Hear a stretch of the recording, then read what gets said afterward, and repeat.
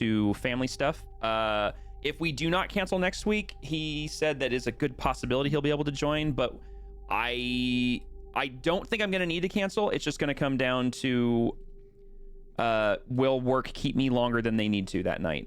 I don't think that they will, but I won't know literally until day of. So as of now, plan for next week, but be prepared that it could be a last minute cancellation with like an hour's notice. I'm trying to avoid that, but work is work. So I can only do so much.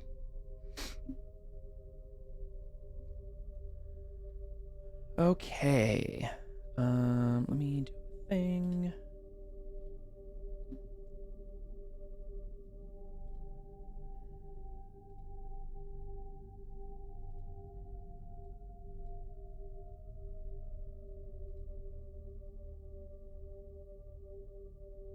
Wait, what?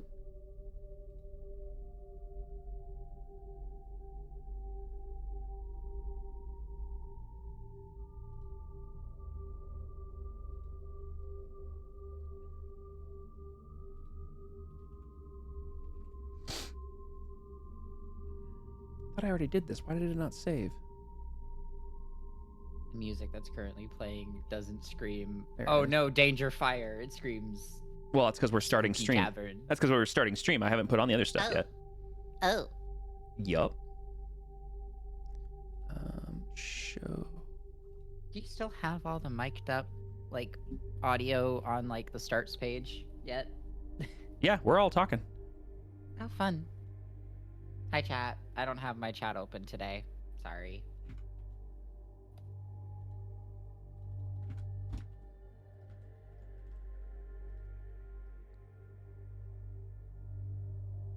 I think.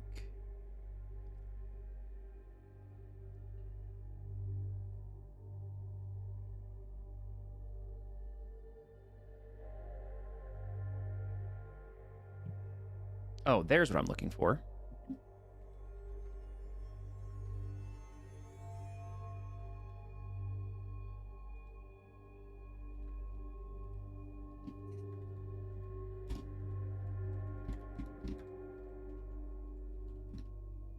All right. And with that, let's go ahead and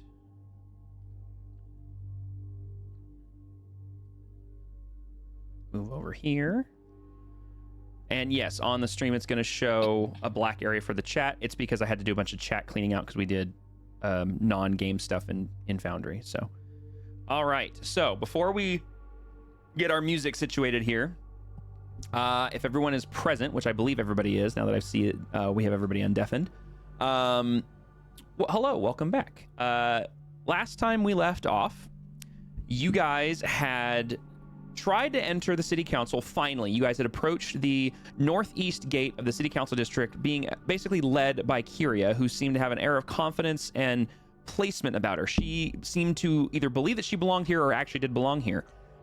She spoke with some of the guards and told them that you should be allowed entry. And the reason she claimed was that she worked for Lord Avantrian Nephiliae, and she produced a pass of sorts, a piece of parchment that when the guards heard the name and looked at, kind of snapped up a little bit more straight, kind of to attention. And one spoke to the other went inside and was going to essentially clear your credentials to allow you guys entry. Before this could happen, you had heard from the guards the reason the gates were closed to the district was due to the fact that there were several major incidences that had just occurred around the city, and for security and safety purposes, they've closed the gates to the city council district.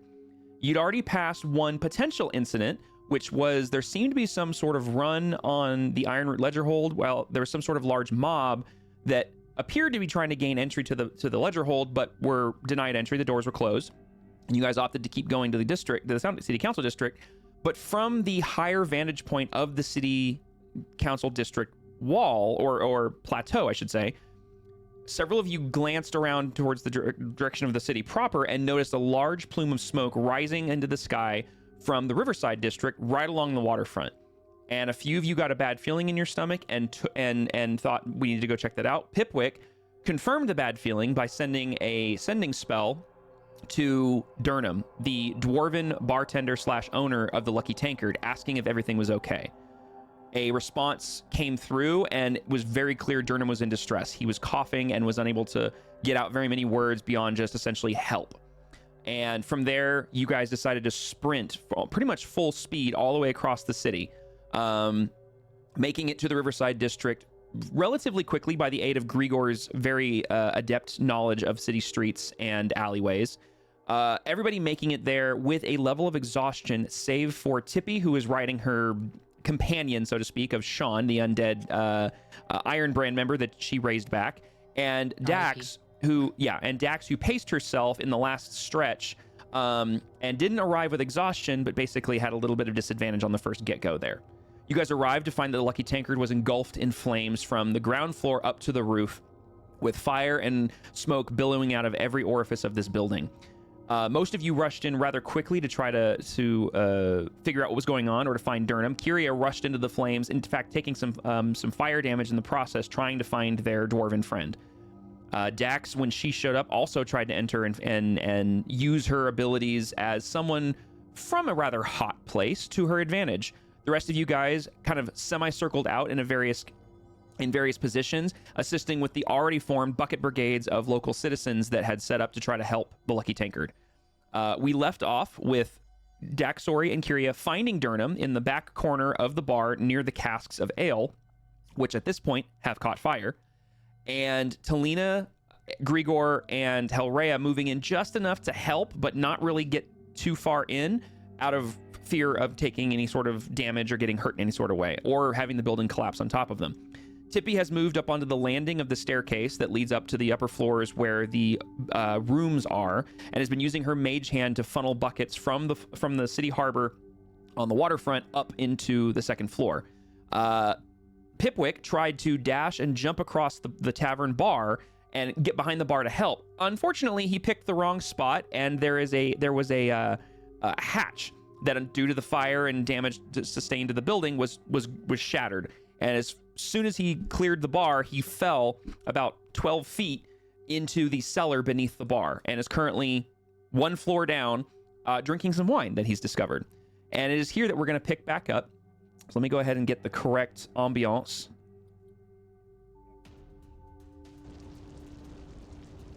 Okay. Turn the other one off. Okay, and it is here we pick back up. We are basically at we're kind of in a loose initiative where we're moving turn by turn through this process. Where we've picked back up, you guys might be able to tell that I have adjusted the fire to represent what has been doused and what has spread. So it is very clear that the fire has spread into the casks of ale. Yes, you can't see into the areas you can't see in. So I did fix the fog of war, so to speak, and you can only see what you either have knowledge of or can visually see. The fire has mostly been put out in the front of the tavern, being that the only flammable material has either burnt out or has been doused with a lot of water. The 30 foot cube, 30 by 30 cube of water is still raining water down onto a section of the bar, which is still drizzling down into the cellar below. So Pipwick is getting a little bit of a drizzle downstairs, and it is still coating Kyria, Durham, and Daxori with water. There is a spiritual weapon still floating behind the bar as well. That is still there. But as indicated last session, fire has overtaken the stage, the walls, the back room, clearly, because the door is open. You can see into that back room, and it is just nothing but fire and smoke. And you've watched as these casks that are out in the tavern space have fire that are starting to lick and move up the outside of those casks.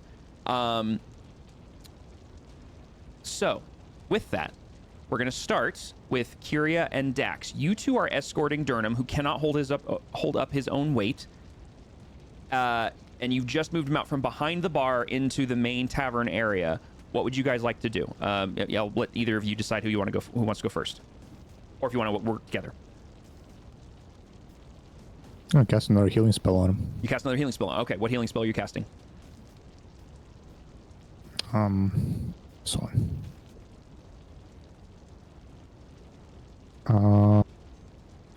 I need to roll.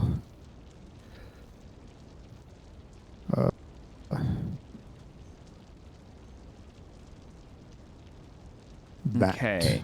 Life transference. What is that?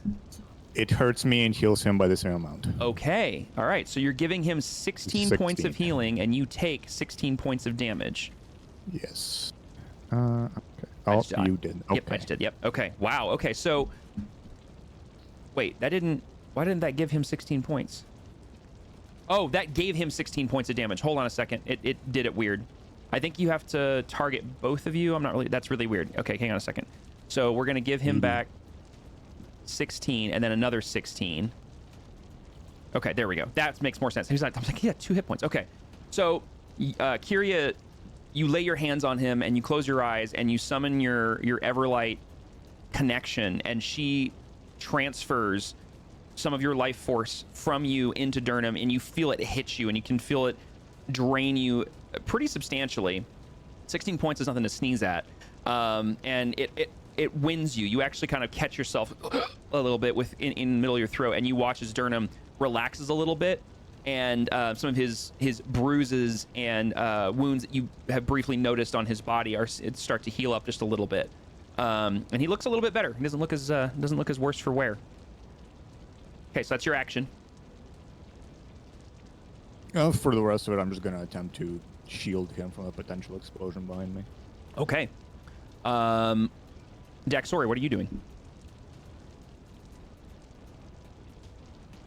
That is a great question. Dax is still like holding him up. Yes, right? correct. Yeah, you are basically. I misspoke earlier. You are more escorting Durham than Kyria is at this point, and she's acting like a human shield between Durham and these casks that are now on fire. Okay, so with Durham, what would be my walking distance? You get half movement speed because you are carrying him. You can move 15 feet. If I may remind, I believe Hellrhea tried to shout inside, bring him this way, or come this way. Yes. And I believe. Yeah. Yes, and now that I think about it, I do believe that you rolled well enough that they could barely hear you through the roar of the fire that's around you guys, but you could be heard essentially. Okay. Yeah. I was just. And to be fair, just by glancing the room, Dax, even with all the smoke, you could see that there's less wreckage if you go towards Hellrhea than if you go away from Hellrhea, because there's just so many tables and chairs and whatnot that at this point are smoldering and not on fire, but there's just less debris. Dax is going. Can I dash with him? You can dash, and that'll burn your bonus action, and you can get right there. Yep. Yeah. So I'm gonna dash away with Durham. Okay. So you two move 30 feet. Oh, hold on. Here we go. So that's 30 feet. Okay. Cool. Anything else you want to do in your turn? So that's both my action and bonus action, correct? That's your movement and your bonus action. You still have an action left. Okay. Let me take a look. Or you can flip it and you can have it burn your action and use a bonus action. Rogues have some flexibility there. You essentially get to dash twice if you want, or you dash once and then you do either a bonus action or an action. Typically, you use your bonus action first, but if you have something you want to do with a bonus action, you could swap it and have used your action. I feel like the only class that can do that.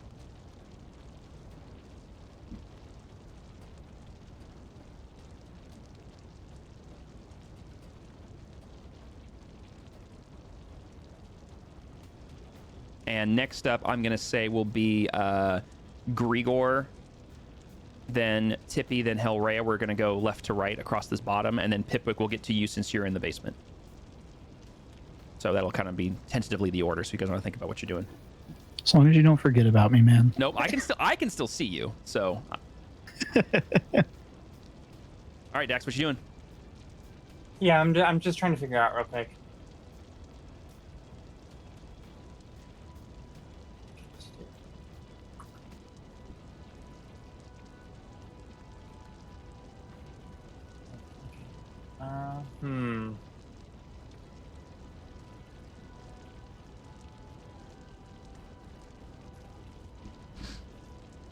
Sorry, I'm real quick reading something.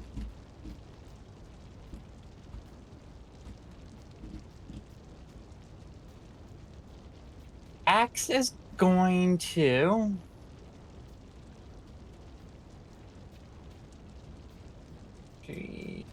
she's already found what she wants, and she knows where it is. So Mhm. she's going to lose concentration on detect magic Okay. and cast. Oh, why is the thing still there? I just got rid of the concentration.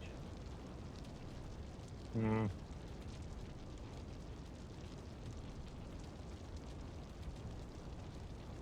Disable the effects. Why is effects still there?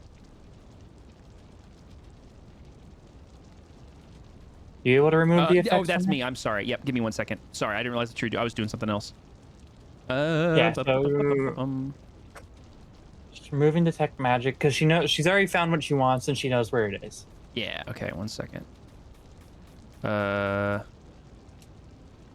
don't want to end all effects. I just want to end one effect. Hello?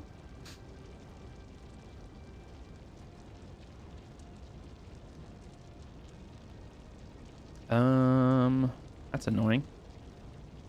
I can't see it, so I can't end it, which is kind of silly.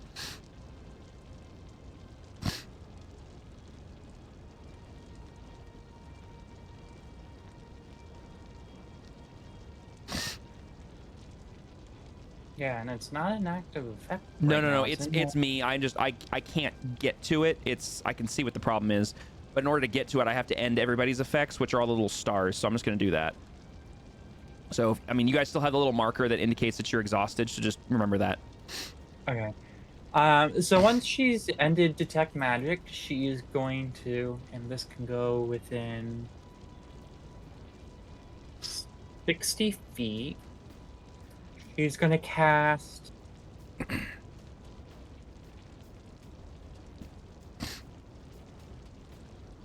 60-foot radius. Yeah, so what I'm about to cast has a 60-foot radius for her to be able to cast it as long as she can see. Okay, that's gonna be that. Yeah. Okay. She's, at least I think that's what it is. If I'm reading this. What is yes, it? 60 foot. Okay. She's going to cast Unseen Servant, Okay. and she's going to cast it next to Kyria Okay. to assist her in leaving the area. Okay. And unseen servant, I can't get it to pop up here. What is unseen servant? Either. Hold on a second. Unseen Servant. This spell creates an invisible, mindless, shapeless medium force that performs tasks at your command until the spell ends. Its duration is 1 hour. Wow. The servant brings into his existence an unoccupied space on the ground within range. It has an AC of 10 and a strength of... What is that?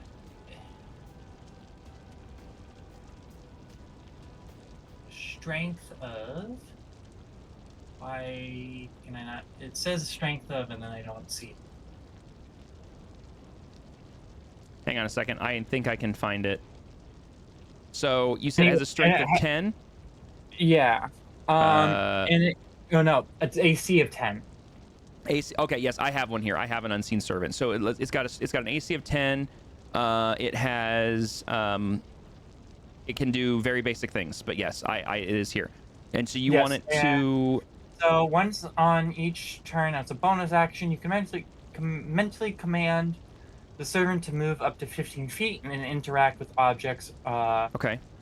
Or individuals. The servant can perform simple tasks that a human servant could do, such as fetching things, cleaning, mending, folding clothes, lighting fires, serving food, pouring wine, etc. And where are you casting? Can you ping for me where you're right there? Okay. Yeah, next to Kyria. Okay. Basically, there to assist and make sure Kyria gets out. Okay. Trying to change the ownership on this real quick. It's not. Okay, I'll control it. But okay, so it's there. Okay. Yep. All right, so that's going to be your turn. So with that, Grigor, what are you doing? I gotta step away for a second.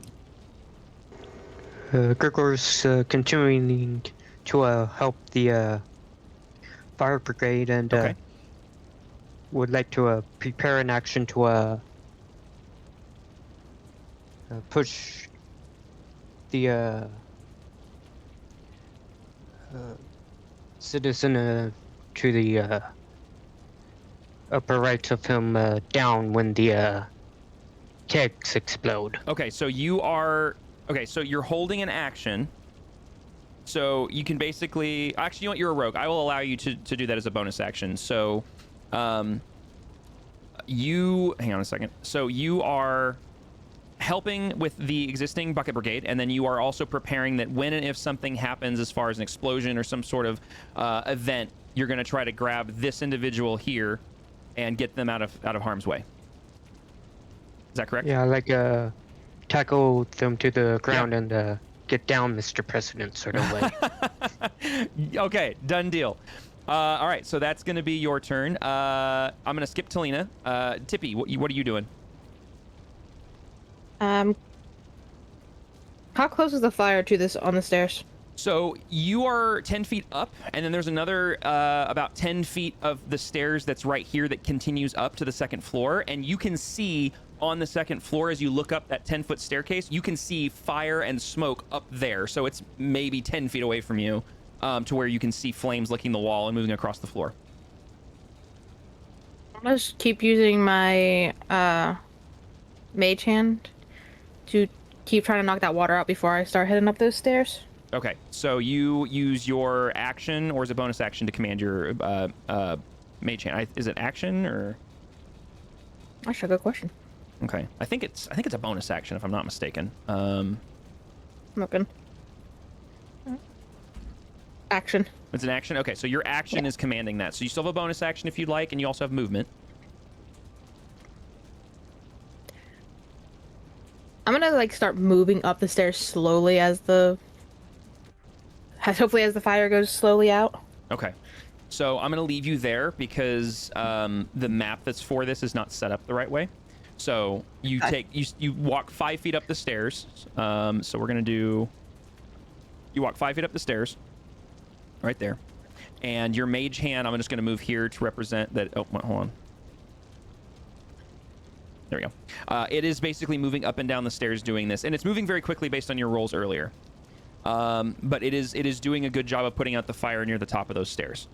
Hellraya, you're next. What are you doing?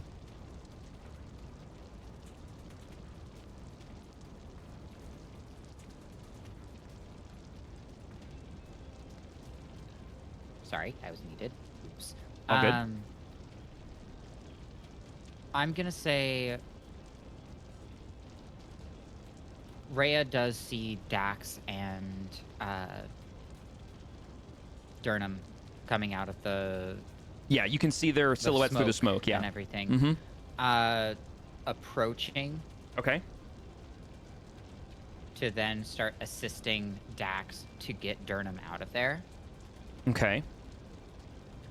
Trying to think.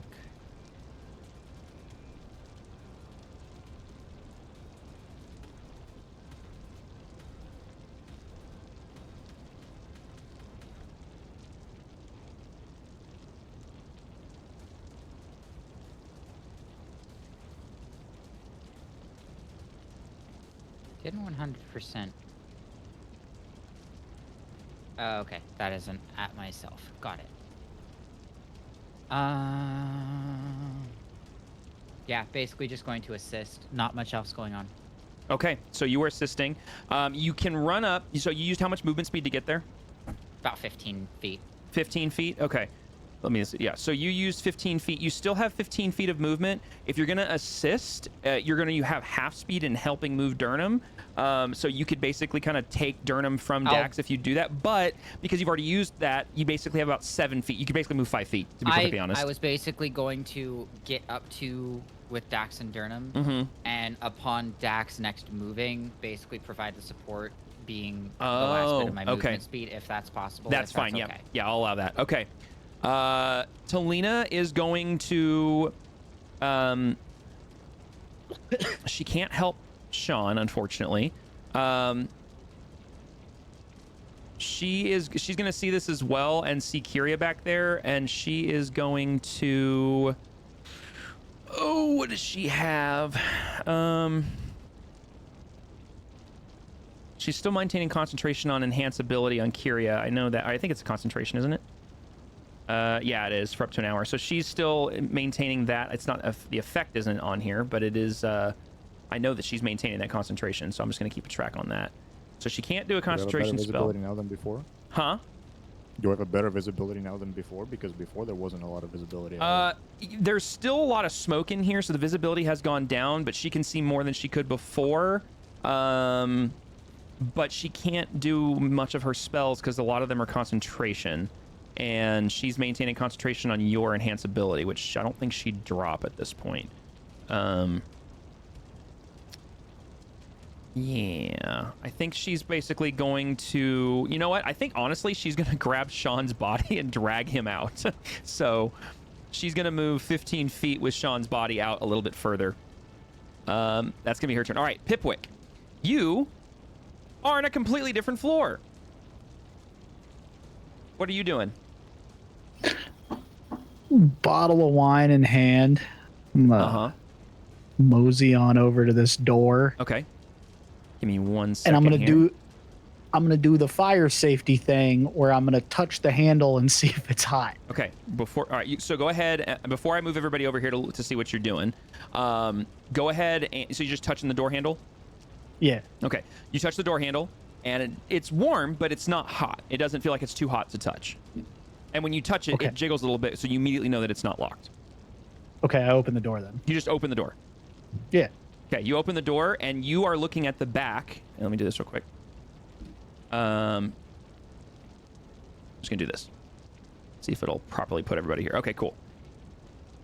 So you were looking at the back of several individuals that have not immediately noticed you. And they are all medium-sized creatures. They are all wearing a varying array of dark-colored clothing. It looks to be black and leathers. They seem to have masks on. They seem to have all sorts of weapons in hand. At least the one next to you, who's 10 feet away from you, has his back to you. And they have not noticed you. I need you to roll me a stealth check. Yeah, I'm good at those. What the fuck? At disadvantage? No, this is just a straight stealth check. Well, I'm exhausted. Oh, I'd say for the purposes of this, because it's literally opening the door and seeing basically like, just are you noticed? It's just gonna be a straight roll. Okay. Because you're not physically doing anything about this. Oh, that could have been so bad. It's not any. Okay. I'm not a stealthy little guy. Nope. With a 9, you just swing the door open with a bottle of wine in one hand and your hand on the door handle, and it swings open, and you hear it hit something. And as soon as that happens, all of them slowly turn and look at you. As they're turning, can I cast Disguise Self and make myself look like Durnham? You know what? Yeah, I'd say they don't turn quickly; they just turn slowly. So I'd say, yeah, you can do that. Okay. Okay. So you cast Disguise Self. You're the right height, so it doesn't appear abnormal, and suddenly you are Durnham. And as soon as you cast it, they look at you. They all make eye contact with you. And they're now looking at you, and there's just this pause. What do you do? How does he sound again? He sounds like this. He's very Scottish with a gruff voice, almost like Gimli. Yeah, I can do that. Just kidding. You don't have to. Disguise Self. No, I want to because it's funny. Go for it. I don't care. I'm gonna look at all of them. So sorry, laddies, to interrupt. And I shut the door again and start walking towards the ladder. You shut the door and you move back towards the ladder, and you hear a cacophony of voices that you can't quite make out. And do you just close the door? Yeah, like I slam it shut. Okay, you slam it shut, and you hear them running towards the door. You still have. I mean, you moved what? 10 feet, and then another 10. You still have. I think you have 25 feet of movement, right? Or 30? 30. Oh, you still have 10 feet of movement. You used 10 and 10, so. I'm gonna try and go up the ladder. Okay. I need you to roll me an athletics check, because this ladder is seen better days. At normal or disadvantage? This one's at disadvantage because it's a physical thing, yeah. Oh, no. You grab the first rung, you start to climb up, and you realize, and you can hear them like grabbing at the door. Like you can't tell if it's locked or anything, but you opened it and then closed it. And so you grab the first one, grab the second one, you start to go up, and you reach up to grab one of them, and it snaps, and you fall back down a few feet. You don't hurt yourself. It's not that high, but you've broken one of the rungs of the ladder, and you've fallen down, and it's obviously you're also wet, so it's a little slick on this part of the ladder because the rain is still pouring in from the 30-foot square above your head, or way above your head. But I'd say that's your movement and your action. You could technically do a bonus action if you've got one. My bonus action would be to start making as much noise as I possibly can down here. Okay, what are you trying to noise for the purpose of getting I'm trying attention? to tell my friends that I am down here. Oh, yeah, I am. Yeah, you can yell and stuff because there's an open hole above your head about like 10 feet, if that. Yeah, I'm yelling. Okay. Bottles are going up the hatch. Okay. I mean, Rhea did see him vault the counter and then not stand up. Yeah, so... like Rhea, Kyria, they saw you vault the thing and then disappear like a magic trick, just gone. Oh, did I see him? Yeah, you would have seen him. Like out of the corner of your eye, you would have seen him just like a green flash and then just poof, green and purple and then just gone. I don't remember if I had already vaulted over the thing at that point. you were helping Durnham with Dax when he tried to vault over the bar and fell through the hole. So I probably would have heard it. But not you would have definitely heard it. It sounded like a Wile E. Coyote moment. Like you would have heard like. I crashed through the floor. Still yeah, not exactly. Sorry about the rain, by the way. Yeah, and it's just pouring, and then right where you're standing, where the ladder is, it's just coming through the hole in the roof. Still not sorry. Yeah. Okay. Yeah, but all you're hearing is help, help. Yeah. So, or help. Yeah. Yeah. Exactly. Okay. That is the end of your turn. Now, the other guys in the other room, it's their turn. You didn't lock the door when you slammed it shut, so he opens it and steps into the room, and his buddies are coming in. You can hear them rushing in behind. And I assume you still look like Durnham, right? Like that just stays unless you drop concentration? Yeah. Okay. I don't even think it's a concentration spell. Oh, is it not? Disguise self? I thought it was. No, I don't think so. Hold on. Checking real quick. No, it's not. It's just a thing. Wow, that's kind of handy. Okay. I chose everything as not concentration spells for all the illusions. First guy rushes into the room here, looks at you and says, "Oh, you're supposed to be upstairs." And he rushes towards you to basically like grab you. He doesn't look like he's going to attack you. He just looks like he's going to try to grab you. So I need you to roll me, and I think it's acrobatics while he rolls athletics, I believe is the case. Uh-oh, hold on a second. That's awkward. If this is the one that I actually succeed on, I'll be astonished. Okay. I just realized these guys didn't get their HP set properly. This is the last we see of Pipwick. It's been an honor. Yeah. It truly has. It's been fun. Future counselor about to get assassinated in the basement right now. So he's just trying to grab you. He's just trying to grapple you. Dude, you are so lucky. He rushes up to grab you, and because of all the rain, with a natural 1, he runs up, catches a puddle, and he didn't expect it, and slips and falls and crack right on his back. I look down at him as he's on the ground. I was trying to save the vintage. Oh, get in here! And you hear more running from behind as more guys start basically trying to pile in. But unfortunately, they can only get so far on their turn, and that's as far as they're going to get. Oh my gosh, that natural 1 though. Okay. Both my arms went up in the air. Yeah. Yeah. Okay, so that's gonna be. Wait, where'd it go? Hold on a second. My scene vanished from me. Hold on. Hold, please. Okay, Kermit. Doodaloo, doodaloo. I mean, by the way, we are in the basement as well. You dragged all of us here. I did. Yeah, That because what was happening, I wanted him to be able to see everything. So I'm gonna bring you guys back to the other one. I was gonna say I couldn't even see any of the character tokens down here, but it's whatever. You can't see any of them? FYI. Oh. Nope. Well, we can't see anything because we're not here. We're not supposed to. But I'm also, assuming that it was does the not case. prevent the map from loading and the errors from appearing. And I don't know what you did, but it takes a whole lot of time for them to load. So interesting. Yeah. Okay, I got to figure out where those errors are coming from. Okay, I just moved us back to the other one where everybody should be able to see. Okay, so with that, at the start of this round, so to speak, Kyria, you hear this cracking sound coming from behind you, and you realize that one of the casks is fully engulfed in flames, and it sounds like a sizzling effect. I need you to make me a dexterity saving throw first. I can't see the map, but I can see my sheet. Oh wow, it was almost both 19s. Yeah. Wait, you can't on the new those screen? Those errors pop up every single screen change. The map is still loading. It's a massive map. Yeah, that too. With the animation. All right. It took a second for mine to finish up as well. That's weird. It should have cached 10. It because of the way these works. And once you load it the first time, it's supposed to cache it. All right. Well, you got a 10. Unfortunately, that is not enough. It is a fail. And essentially, you hear this. You look at the casks behind you, and you realize, uh-oh. And wait. Dax's servant was supposed to be helping get Kyria away from that, right? Yes, but yeah. All right, 10 D10. Let's go. I'm closing the errors. I'll let you close all those errors real quick. Start from the bottom error. It closes each one better. The lifespan of my mouse is I hear it dying. I'm gonna have to buy a new one. It's $40. You'll chip in $4 for me. You're costing me that much on my mouse right now, man.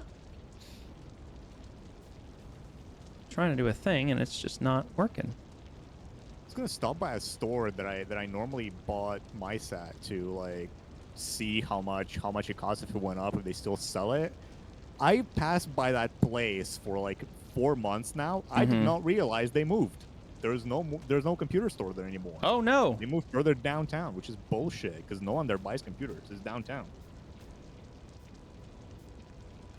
Okay, I don't know what's happening, but I was trying to do a thing so you could actually see it. But you turn around, the casks are engulfed in flames, and before you realize it, they erupt in an explosion caused by the very strong alcohol, and the force of that knocks you back 15 feet and knocks you prone. Nice. And you take... So you were right next to it, and you failed the saving throw. No. So you take 8d6 force damage. Kill me, daddy. Wait, force? Yes, because you're getting rocked back from the explosion. Oh. Okay. That's a lot of damage. Yeah, so it's going to be 33 points of force damage as you get rocked back across the room. Does your unseeing servant... Let me see here. Is it corporeal? What do you mean? Is it physical, or is it like... Let's see, it's immune to poison, exhaustion, paralyzed, petrifies... poison and unconscious. I mean, it has hit points. It doesn't say that it's immune to any form of damage like that, so I'm gonna argue that no, it would not be immune to this. So it also takes 33 points of force damage. Unseen servant, if it takes any damage, the spell ends immediately. Okay, then it's poof, it's gone. Yeah. Well, does it not have the ability to roll to see if it misses? Oh yeah, I'll let it make a dexterity saving throw. Yeah. So it's a +0, so just roll a d20, and there's no modifier to it, so I'll let you roll it. It's not going to miss it because of what it is. It's just going to take half damage, so I don't think it's going to matter because half of 33 is still way more than its HP amount. Plus, like Riggsy said, if it's a thing where if it takes any damage, the spell ends, it's just going to vanish regardless. So, I mean, you're welcome to roll it, but I don't think it's going to make a difference. I don't know if I got a nat 20. If you get a nat 20, I will allow it, where it'll get knocked back but it won't take damage. I'll allow that. Yeah, I got a nat 20. That's why I asked. You did not. Yes. Oh, wow. Okay, wow. Okay, so it gets knocked back next to Kyria. It can't be prone, so it just gets moved back. Wait, if it's a save, succeeding still deals you half damage, though. Correct, but I do a thing where I actually done this in my other game where on a saving throw, if you get if you cast a spell that has a saving throw incorporated with it, and the target of your spell rolls a nat 1, they take double damage as if it was like a crit hit from an attack. But if they roll a nat 20, then it has the opposite effect. The same thing is with you guys. If you guys do a saving throw and you roll like a nat 20 or a nat 1, there's effects that, because saving throws lose that oomph factor from crits with natural 1s and natural 20s. So that's I've been doing flavor like that for a while now. It's kind of it just gives them a little extra oomph. But I will allow that for an unseen servant. I'll allow it to get knocked back. Okay, but here's the thing. Technically speaking, that was for those two. I need everybody inside that circle to also make a dex saving throw. It's less of a number because it is further away, but that radius is the oomph from the blast. Is everything? Oh no, a bunch of civilians. Yes, a bunch of civilians are inside that radius. At normal type roll, no disadvantage or advantage. If you have a point of exhaustion, it is a disadvantage because this is a dexterity saving throw.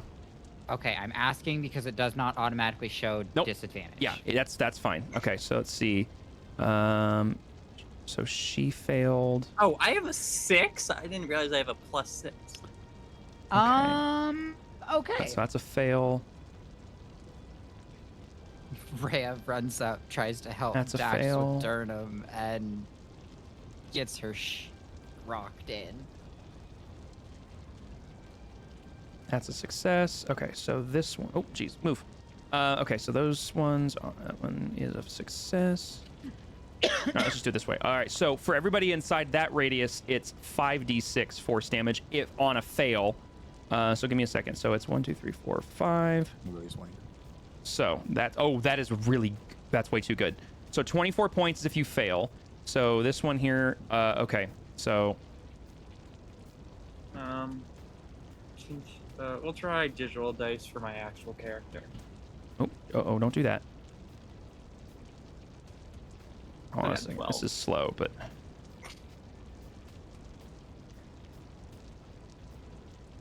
Well, Rhea failed. That was fun. So on a fail, you take 24 points of force damage. On a success, you take 12.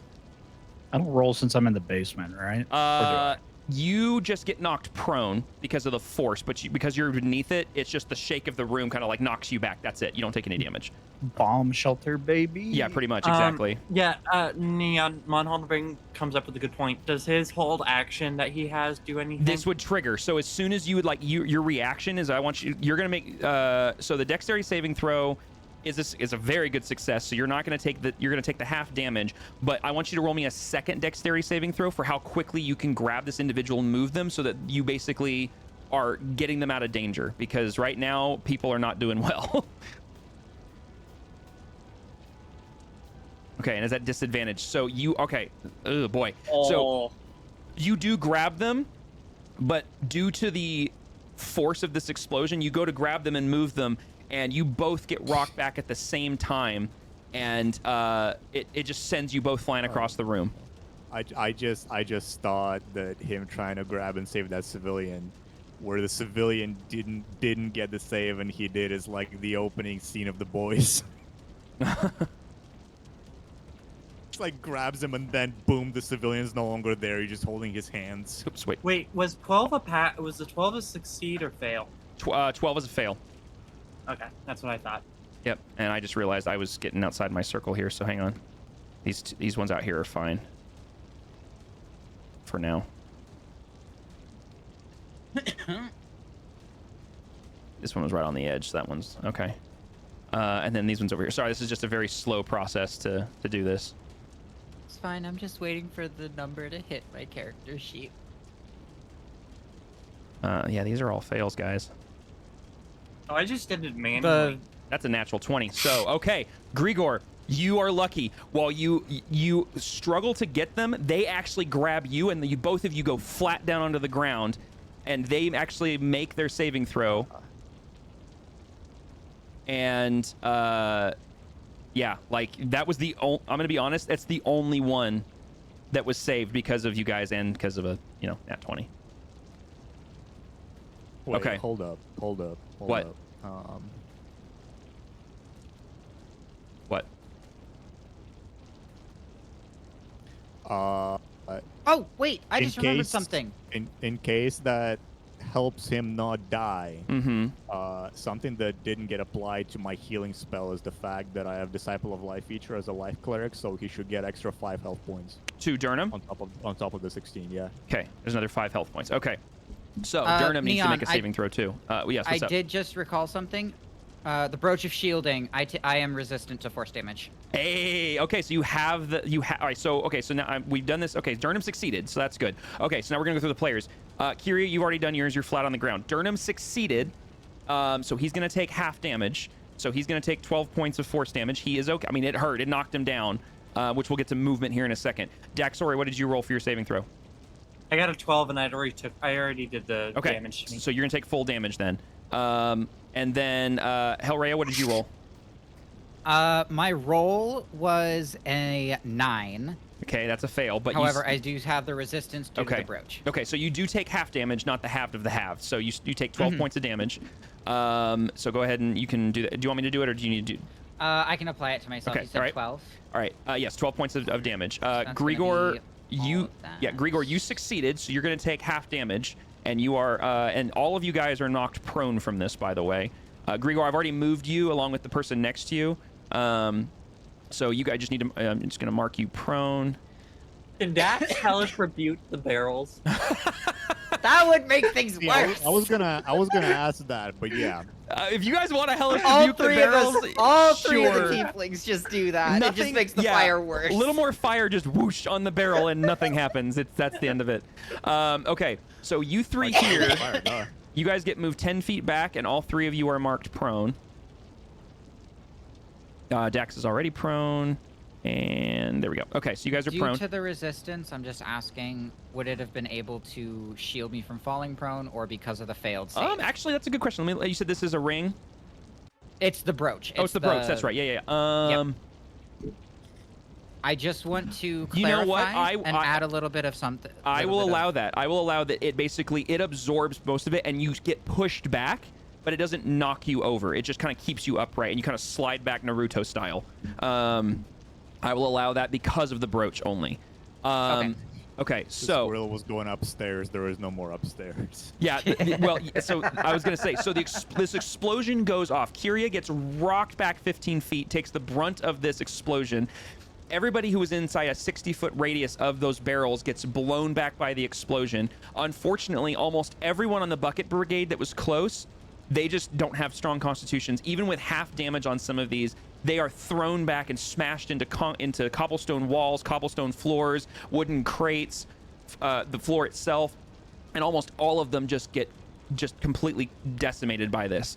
The only one who is in the radius that survived is the one that Grigor helped, and the two of them help each other and kind of dive down towards the fireplace and avoid most of it, and the other one, thankfully, doesn't take any damage, just gets knocked over.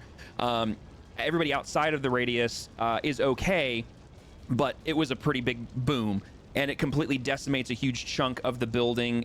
You can hear the wood rafters up top creaking. Tippy, you look up at the ceiling from your angle, and you can actually see that one of the some of the rafters that support the entire upper floor of this building are shattered and starting to crumble in on themselves, and you are the first one to realize everyone inside the building is now on the clock, and you don't know how much longer the roof is going to stay before it collapses. Okay, so now we're at the top of the round for this. That was the terrain event, essentially. Kyria, it is your turn. What do you want to do? And I will allow, before you say anything, the unseen servant, if you wish to stand up, can help you stand up so you don't lose your half movement, because it is right next to you. No, it can't, because it can only do commands that I tell it to do. But didn't you say it was there to help her? You gave it the command to help her? Oh, yeah, I guess that's true. That is a very broad command, though. But I'm so saying, it help you move, which was the original command, or help you stand up, I would say is the same thing. You know what? At first, I'm gonna... What would I roll if I wanted to even know that it's there? That the unseen servant is there? Because from my point of view, I see Dax run away with Durnham, and then she looks like behind her and seemingly casts some spell, and then I turn around and I explode. That's a good point. You know what? I will do this. Go ahead and roll me a perception check, no disadvantage, and we'll see if you know that it's there or not. Because it is an arcane presence, and you are arcanically, you know. You may not see it initially, but you can sense that there's an arcane presence right next to you. that can aid you in some way. You're not 100% certain as to what, but you know it's there. Okay, there's no fire around, right? Like no, you're getting rained on right now. You just got rocked back. That's why you didn't take fire damage, because you're being drenched right now by a 30-foot by 30-foot cube of water just pouring rain on top of you. Okay. I was gonna ask actually. Monhole brings up a good point. Does the spiritual weapon have hit points? Yeah, I didn't think so. It's incorporeal. It doesn't just exist. Yeah, it's just there. Just keeps loading. Yeah. I don't think she's gonna like ask it for help, but she would try to instinctually like lean on it. Okay, yeah. Basically, that works. You go to stand up, and you just you feel like you get lifted off the ground. You don't feel like you have to put your weight underneath you. You just feel like, oh, okay, I can stand up, and it's like I'm lighter than I thought, and it basically kind of swoops itself under you and picks you up, so you're standing upright.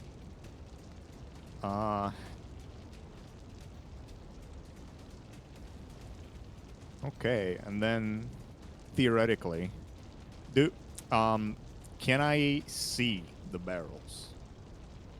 Like where it exploded? Yeah. You can see what's left of it. It's not much. So that's what I wanted to ask. Are all of them gone? Is there another risk of explosion? No, so you get up and you look around, and thankfully because of the water and because of the way it is, because everything else that wasn't on fire in that corner is on fire except what's inside that square. And you actually can now vaguely make out that there is a hole in the wall, and you can actually see through the building into the back storage room, and you realize that the explosion wasn't just those barrels. You can see the husks and remnants of several barrels in that back room that all went up around, basically set off each other, essentially, of all this very strong alcohol. And there's essentially, in fact, I'll do this to make it, to help you out here. Destroy the wall. Yep. So, wait, there we go. Wait, what the? Hold on. Down that wall. You will have to be the one to, wait, no you're not. What the? There we go. It broke one of the walls on the Yeah, far right. it's the brush is breaking. I can't move it, which is weird. It just is floating there. Just cut my character, put it in that room, and then cut it and put it back. I don't understand what it's doing, how actually. I do these things. That's really weird. I can't even do that because the fog doesn't work that way. Okay. It's just... Okay, there was a bunch of barrels there. All of them blew up. There's no more risk of explosion. It's literally like, it's busted. Like, it's supposed to... Here's what I'm going to do. Bonus action to command the spiritual weapon. Can I control it? I can't control it. It's you. To float towards the... What's its movement speed? Space. 20 feet? Yeah. Okay. Where I heard help from. And then I'm going to start moving there as well. Okay. It can move there, right in front of it, basically. Okay. And then I have a movement. Is it still 15? No, you have full movement now because you're not escorting Durnham, terrain. and the unseen servant helped you stand up, so you didn't lose any of your movement. Okay. All right. In that case, I'm gonna try to make my way. See. There. Okay. Yep. You still have. I think it was 15 feet. So you still got 15 feet of movement. Well, if I climb over this, can I share? I don't remember if I can share space with the spiritual weapon. If I can get over the. I will allow it because it floats. So I will allow that. I'll move it right there. Yeah. So I'm gonna do. Okay. So I need an acrobatics check to try to vault over that thing. Second time. Oh dear. That's not terrible. 12. 12? Yeah, 12 is a success. You just needed a 10. It's not super hard. So you make it over the top, and you are now standing basically immediately to your side. You see a hole in the floor where there used to be a hatch there, but the hatch is basically burnt away or smashed in or smashed off, and there's just the remnants of some hinges in a wooden frame. But you can see down into a cobblestone cellar where basically what you are looking at is you see Pipwick lying on his back directly beneath you at the base of a very rickety looking ladder that looks like it's been singed pretty good. You can see an individual, a human, lying on his back, looking kind of dazed and a little frustrated, wearing black leather clothing and armor, some chains wrapped around him in various places, and he's kind of on his back looking up towards you, and this is about maybe 10 feet beneath you. Okay. Let me look at a spell. I'm curious. I open my eyes and give him a little salute as he looks down. I've got some good news and some bad news. Start with the bad. I'm not alone. I mean, she can see the guy next to you, so. Oh, can I? Yeah, you. Like I said, you look back. You see a human to the immediate to the left of him that is lying on his back, not looking good. For context, looking at you from up above, like you're not alone down there. Looking at you from up above is a tiefling just covered in blood. Yeah, she looks rough. Most of it's her own. Yeah, she looks rough.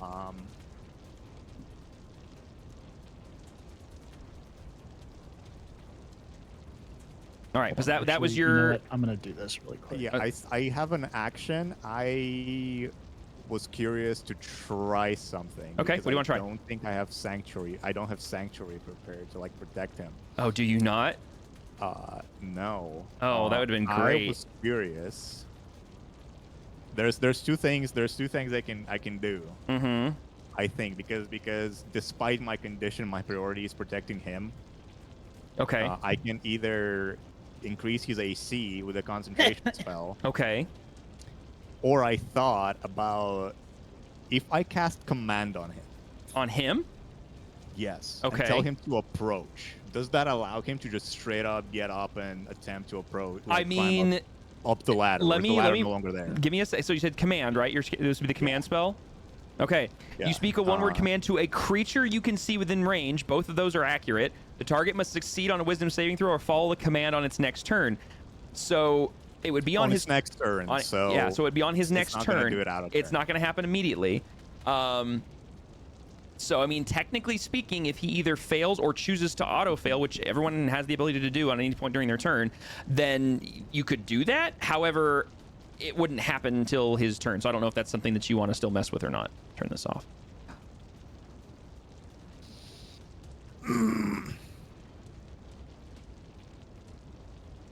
Scheiße. Oh, wait. Do I not? No. Okay, I do have Shield of Faith if I want to protect him that way. For AC or... Shit. Listen, I don't know. I'm gonna try Shield of Faith, I guess. Not on myself, but I can select him, so you need to do some magic. Okay, so you want this on... So you're casting Shield of Faith on him? Yes. Okay. Okay, it is now on him. Oh, I forgot to mention. You look down there, you see Durnham. Oh, yeah, that's right. It doesn't look like Pipwick. It looks like Durnham. I forgot about that, yeah. Which you know isn't Durnham because you just got him out, so... There was two Durnhams the whole time. Yeah. Well, either way, he looks like a friendly. He said help. Yes, it is an ally that does not look great and is okay. Yeah. So you have shield. Yeah. Okay. So you have Shield of Faith cast on you right now, Riggsy, which I believe it gives him +2 to AC. Okay, so you have +2 to your AC, which I think I just applied it to you, so you should have it. I'm not sure if that'll transfer between. Okay, cool. So that's going to be your turn. Dax, you're technically up next. What do you do?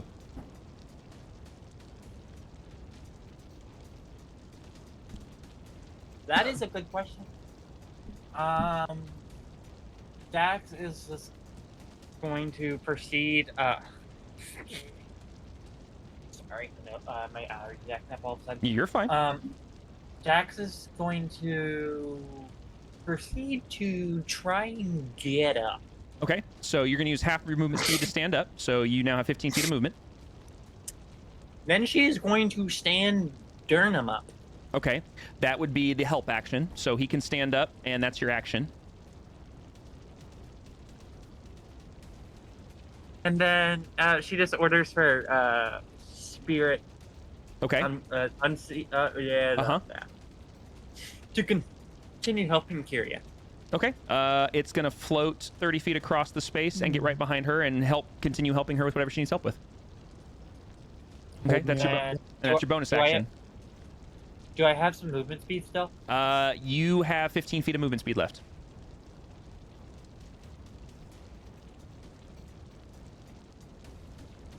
can I take half of it and move both myself and Durnham? You can basically move you guys essentially 7 feet, which I have to round down, so 5 feet. Or actually, there you go, 5 feet. You can move diagonally. Cool. Yep, there you go. Still just trying to get out. Yep, I gotcha. Okay, let's see. So Interjection before the next turn. say again. Interjection before the next What's up? turn. You said I see a dude laying next to not Durnham. Yep. Do I recognize the dude or his outfit? You roll me a quick perception check. No, not at disadvantage, just a straight perception check because it's smoky. You're heavily injured. That doesn't matter because that's a really high roll. You glance down there, you see Durnham, a little confused, you go, whatever, and cast the spell on him, and as you do that, you kind of glance over to your left, still looking down the hole, and the individual you see, he looks very either human or half-elven, laying on the ground, back, facing up at you, so you get a good view of basically his whole profile, but just horizontal.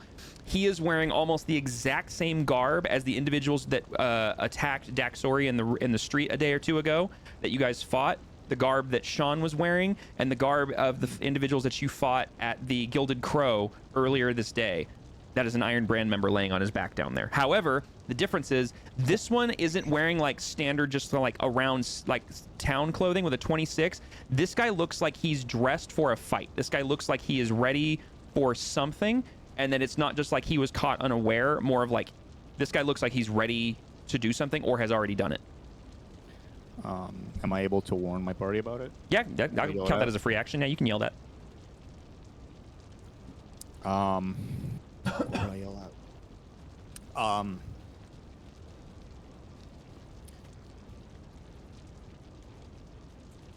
Fuck. I'd probably just yell out, Iron Brand, get ready for a fight. Okay. No. Okay, so we're gonna. So that's Kiria's turn. That's Dax's turn. Durnham's been moved 5 feet. Let's go ahead and we'll do Hellrhea since she's standing right here. Rhea also heard the cry for help. Also sees Kiria not so good shape. So the idea, what's the distance here? If I didn't heal myself last session, or if I gave Durnham any more HP, I would be dead. Yeah, you would be in a rough spot. I mean, you already are in a rough spot, but it would be a rougher spot. It's fine. We need to get the not Durnham out of there. We need to get the Durnham and the not Durnham out of there. You got 2 Durnhams going in hot. Rhea moves up here to the other side of the counter. Okay, and that was how much your movement speed? Is that 30? 25. Okay. I count. I was right here. Oh, that's right. They moved. Sorry. Yes. Yep.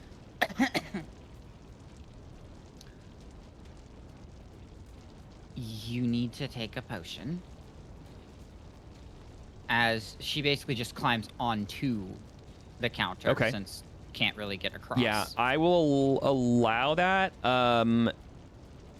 You know what? Roll me an athletics check because it is hauling yourself up. It's not trying to vault over it, so it'd be athletics over acrobatics.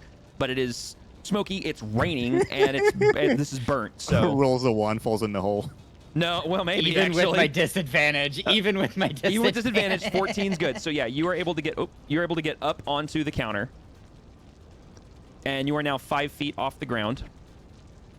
So basically, it's more like a hups herself up onto her butt. Yep, pretty much. Starts to swing around. Mm-hmm. But says, you need a potion. And honestly, I'll kind of start having her dig for said potion. I mean, her own pouch. You can feed her a potion as a bonus action. Or, sorry, as an action. Yeah. Bonus action to consume it yourself. It's an action for somebody else to consume it. Movement to get there. Basically, you need a potion. Pop the tab on one of the, shots of potion. Gets it to her. Okay, yeah. So since you're doing it, you're gonna roll the hit dice or the healing dice for it. I didn't realize you had a healing potion. Actually, that's good. I have 3. Nice. Okay, so go ahead and is it a regular healing potion? Is it a regular health potion? It's a potion of healing. Okay, so it's gonna be 2d4 plus 2. Correct. Yep. All of us should have one, right? Yeah. Oh, that's right. Because Grigor bought out every potion he could get his hands on, and then divvied them out like water bottles. It's not letting me use it from my backpack, so Okay, so go ahead and remove one of the items, and then what you're going to do is 2d4 plus that'd 2. be why. Yeah, you can't use items out of your backpack because they're considered not equipped. Yes, you have to move them in your inventory, or in this case, just change it to quantity from 3 to a 2, and then just click the DD4 twice, and then click plus, like the little plus button to add 2, and then roll. It'll do it all for you. So down here, boop, boop, and then boop, boop, and then roll. 2. Oof. Not a lot, but that you sucks. get something. It's better than nothing. Okay, so you get 4 points of healing from the. Now wait a minute. Because of your thing, is it only healing that spells that you do, Jesse, or is it any healing?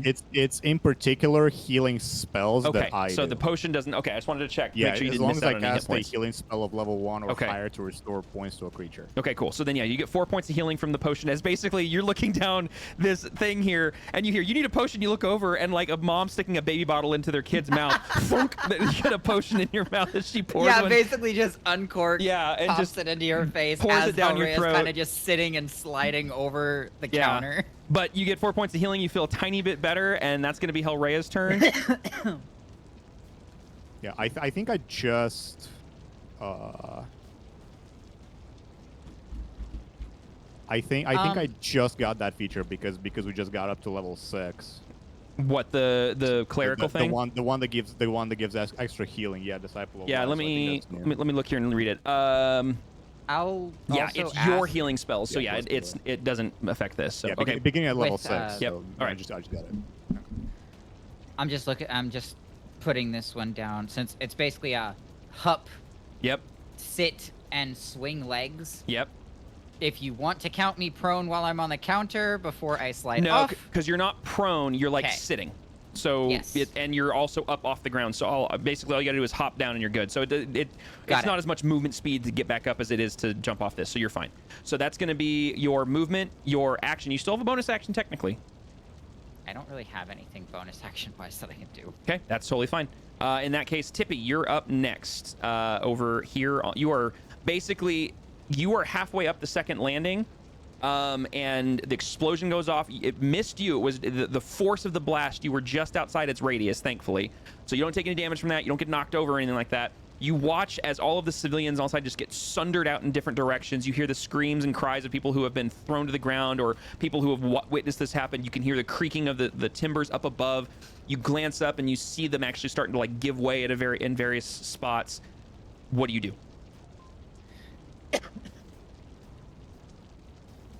I'm trying to figure out if my Wither and Bloom is only healing me or if it heals. Let me look at the spell real quick. I don't heal think anyone you choose. I think like up to 3. It's not just you. What level is that? It's there it is. I found it. You go through the left on a 10 foot. Okay, so 10-foot radius sphere centered on a point. So these 60-foot range, 10-foot sphere. Each creature of your choice in that area must make a con saving throw, taking 2d6 necrotic damage on a failed save. In addition, one creature of your choice in that area can spend and roll one of its unspent hit die. So basically, you can do this, but you have to target creatures, because Wither and Bloom is sucking life from one thing and giving it to another. So if you do it, you have to target some area where you hit somebody so that you can then give hit points to somebody else, if I'm reading this correctly. That's how I was reading it. And I was like, but I don't see any bad guys, so I'm not going to worry about bad guys that you can see currently. I want to go there. Okay, so wait, so you want to... Okay, so to go down the stairs, that's going to be 5, 10, 15, 20, 25, 30, which I think you have that much movement speed, don't you? Nope, right there. Okay. So... Can I move? I can't. I can't move myself because I don't have the thingy. There we go. There we go. Yeah. So that's as far as you can get. So you can get down the stairs, which part of that is hopping over a bit of a gap right here, but that's okay because you're going down. I'm a squirrel. I can hop. Yep. Gosh, dang it! Can I not? Freaking right click and a whole nother freaking thing open. Can't do any healing because I'm not a cleric. Not anymore. Yeah, I was never a cleric for this character. No, but wasn't Othwin a cleric? Yes. Yeah, that's what I mean. Not anymore.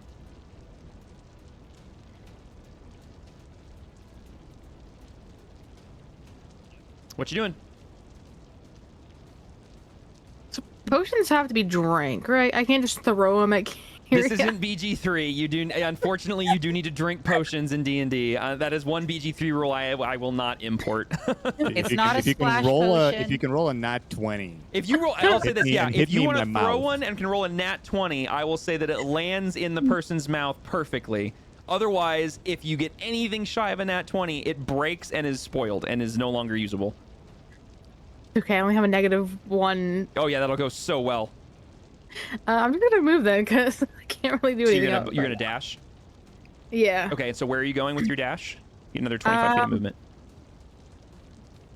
I'm gonna jump over here because I don't see the hole clearly. Okay. So go ahead and roll me an athletics check to get up on top of the bar top here, since you're just gonna have to get up on top of it and not vault over it. Listen, it's fine. I blew up and I'm bleeding. I'm not dead. There is a difference. It's true. Getting close. Oh, that was almost an 18. Okay, so I'll say this: you are able to get up there, but you're only able to get onto the corner and use all your movement speed to do it because of the 6. Because it's smoky. It's obviously a lot of burnt and charred things all throughout here, including the bar top. Not as mentioned, it's wet from the water that's running off of this base. Because while it is just this 30-foot square, that water is collecting and pooling and draining everywhere. So there's a lot of slippery spots. So that's as far as you can get. Okay, I can see the hole though. You can see the hole. Yep. You can barely see.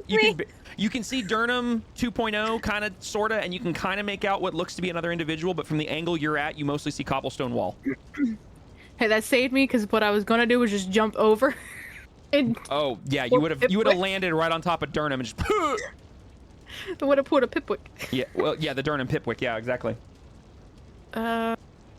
And you said I see the other. You can see a hand basically like laying flat on a floor, but the angle you're at, you mostly, because you're looking downward at an angle, you see a charred ladder that's going straight down. Basically, I'm trying to figure out how to do this. So this wall here where my cursor is, that's where the ladder is leaning against. So basically, Kyria is standing on top of a cobblestone wall, and you can see what appears to be Durnham's feet at the base of a ladder, and his feet are basically like this. Exactly, like, let me do this. He's laying like that, but like right there. So, that makes sense. Yeah. Yeah. So you can't quite make out. Any... Yeah, you can't quite see the other person. You just can see like a hand.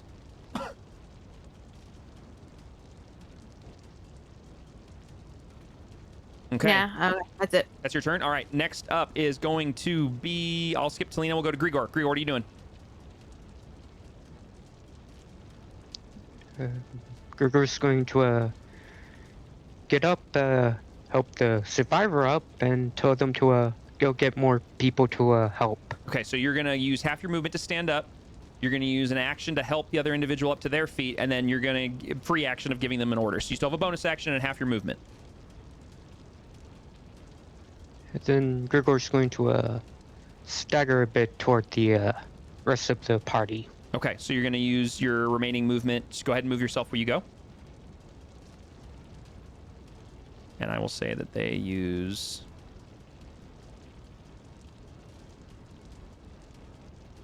Correct me if I'm wrong, but you still have a bonus action, right? Yes, he does. So you could cunning action dash? Correct. Okay. Yep. Just wanted to make sure that was the case. Yeah. Yep. Yeah, if you'd like to do that, you can keep moving. You can use an additional 30 feet of movement with your bonus action. Do you want to do that? Yep. Okay, so go ahead and move another 30 feet where you'd like to go. Looks like you're going to get all the way up to the bar. All right, and that's going to be your turn. Talina is mid-dragging Sean when this happens. She kind of recoils, looks back into the room, and goes, uh-oh, and realizes this just got worse. She is going to... 5, 10, 15... She's going to use 20 feet of movement to get right there. She is going to... Oops. Nope, stop. She's going to target Kyria, who's not looking great. And she's going to cast a first-level healing word.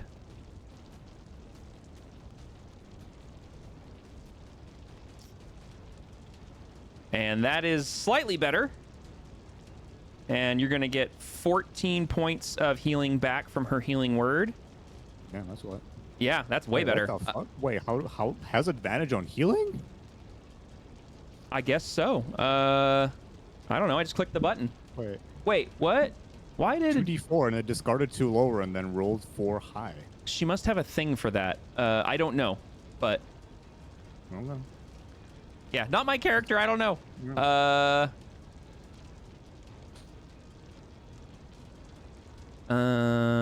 Yeah, I don't know. I just noticed, but all of our exhaustion stars are gone.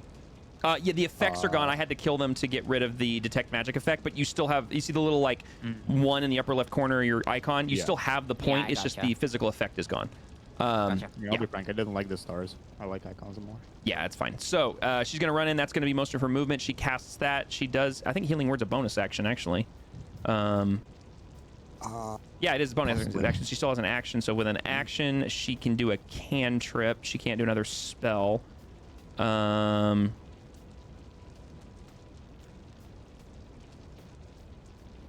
She is going to... okay, she's still... wait, she's still maintaining concentration on the thing on you, which was the enhance ability for Bear's Endurance, which unfortunately, I think at this point, it still gives you advantage on Constitution checks, but obviously the temp HP is gone. I think she's going to drop concentration on enhance ability, and she's now going to cast Blade Ward on herself.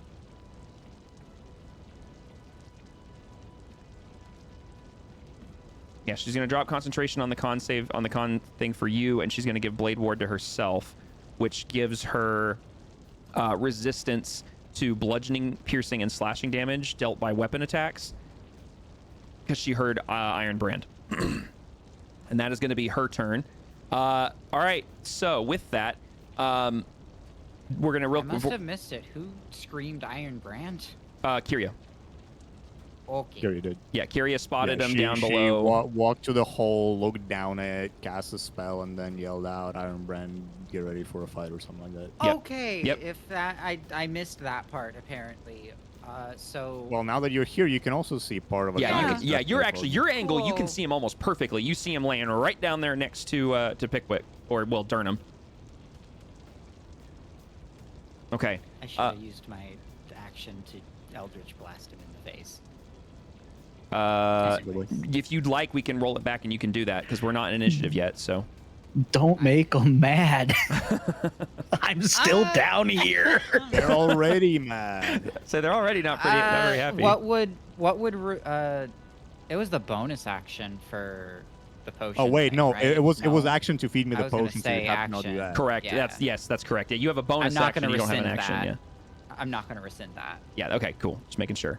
All right. I'm just taking care of the civvies before we go any further here. So the civvies that were outside the blast radius see their downed fellow citizens and rush to try to help. That's basically their focus right now, is they're rushing in those directions. The bucket brigade at this point has basically ceased. Anyone with a bucket that was close enough was killed by the blast, and anyone who was far enough away that was moving buckets has dropped them to go try to help. They don't know they're dead yet. With that, Pipwick, we're now going to be on you.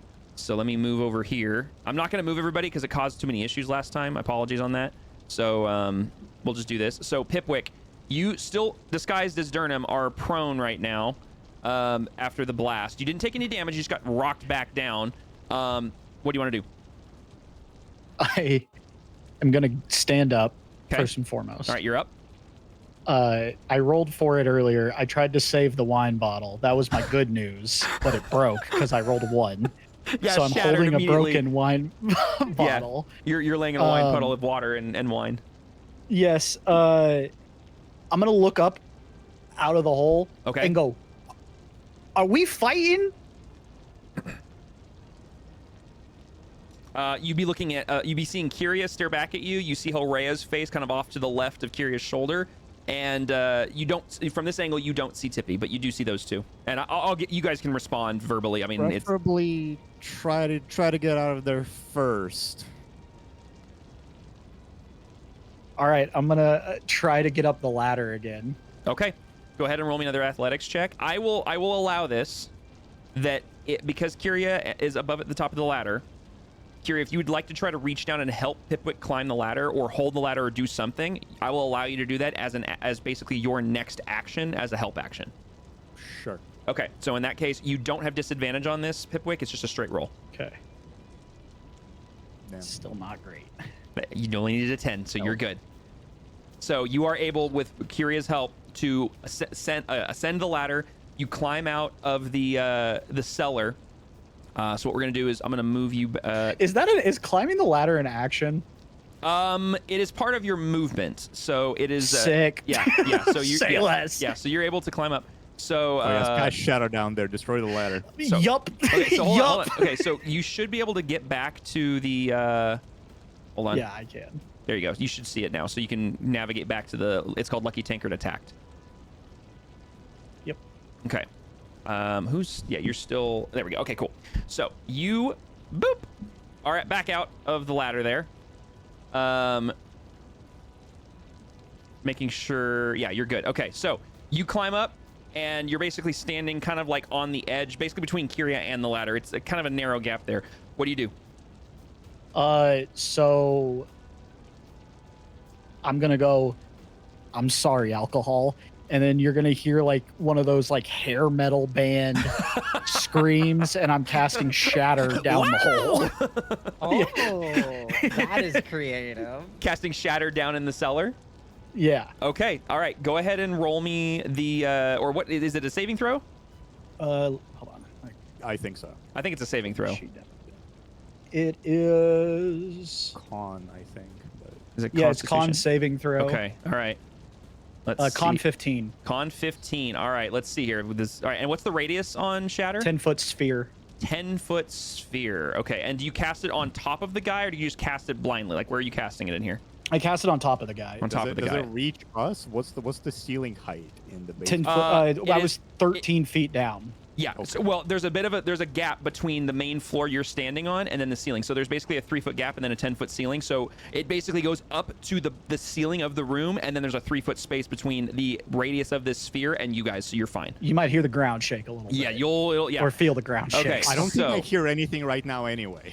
Yeah. Okay. So first guy, you said con saving throw? Yeah, con 15. Okay. And it is not at disadvantage because prone doesn't impact that. That would be dex. So it's just going to be a straight roll. He fails. Second guy. Same exact thing. He fails. And that's going to get 2 more guys.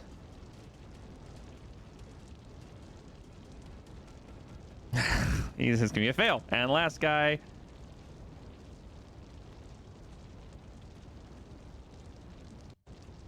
Jeez, they all failed their saving throws. Okay, so what is the damage on Shatter if they fail? 3d8. Okay, go ahead and roll the damage on that. It's a pretty average roll.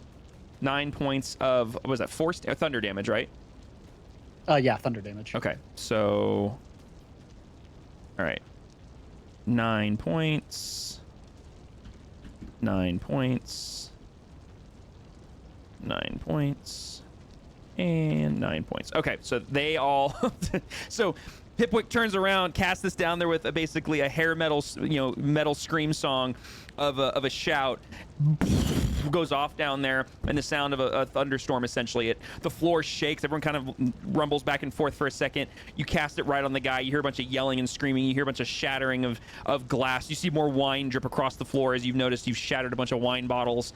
The table where the stuff was sitting is just sundered into splinters all over the room, and everything gets tossed outwards a little bit. But yeah, that worked. So now what? You still have your bonus action, I believe. Oh, my reverb was on. Sorry. You're good. Bonus action. Let me see. Yeah, I'm gonna use Healing Ward on Kyria. Okay.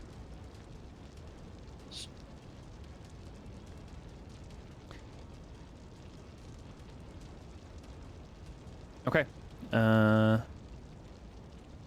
All right, we'll go ahead and zoop. There's 10 more points of healing to Kyria. Okay. All right, so that's going to be your bonus action, your action, and I'd say all your movement to get up that ladder based on how tall the ladder was. So that's going to be your turn. Okay, now we're back around to the top here. The fire does begin to spread.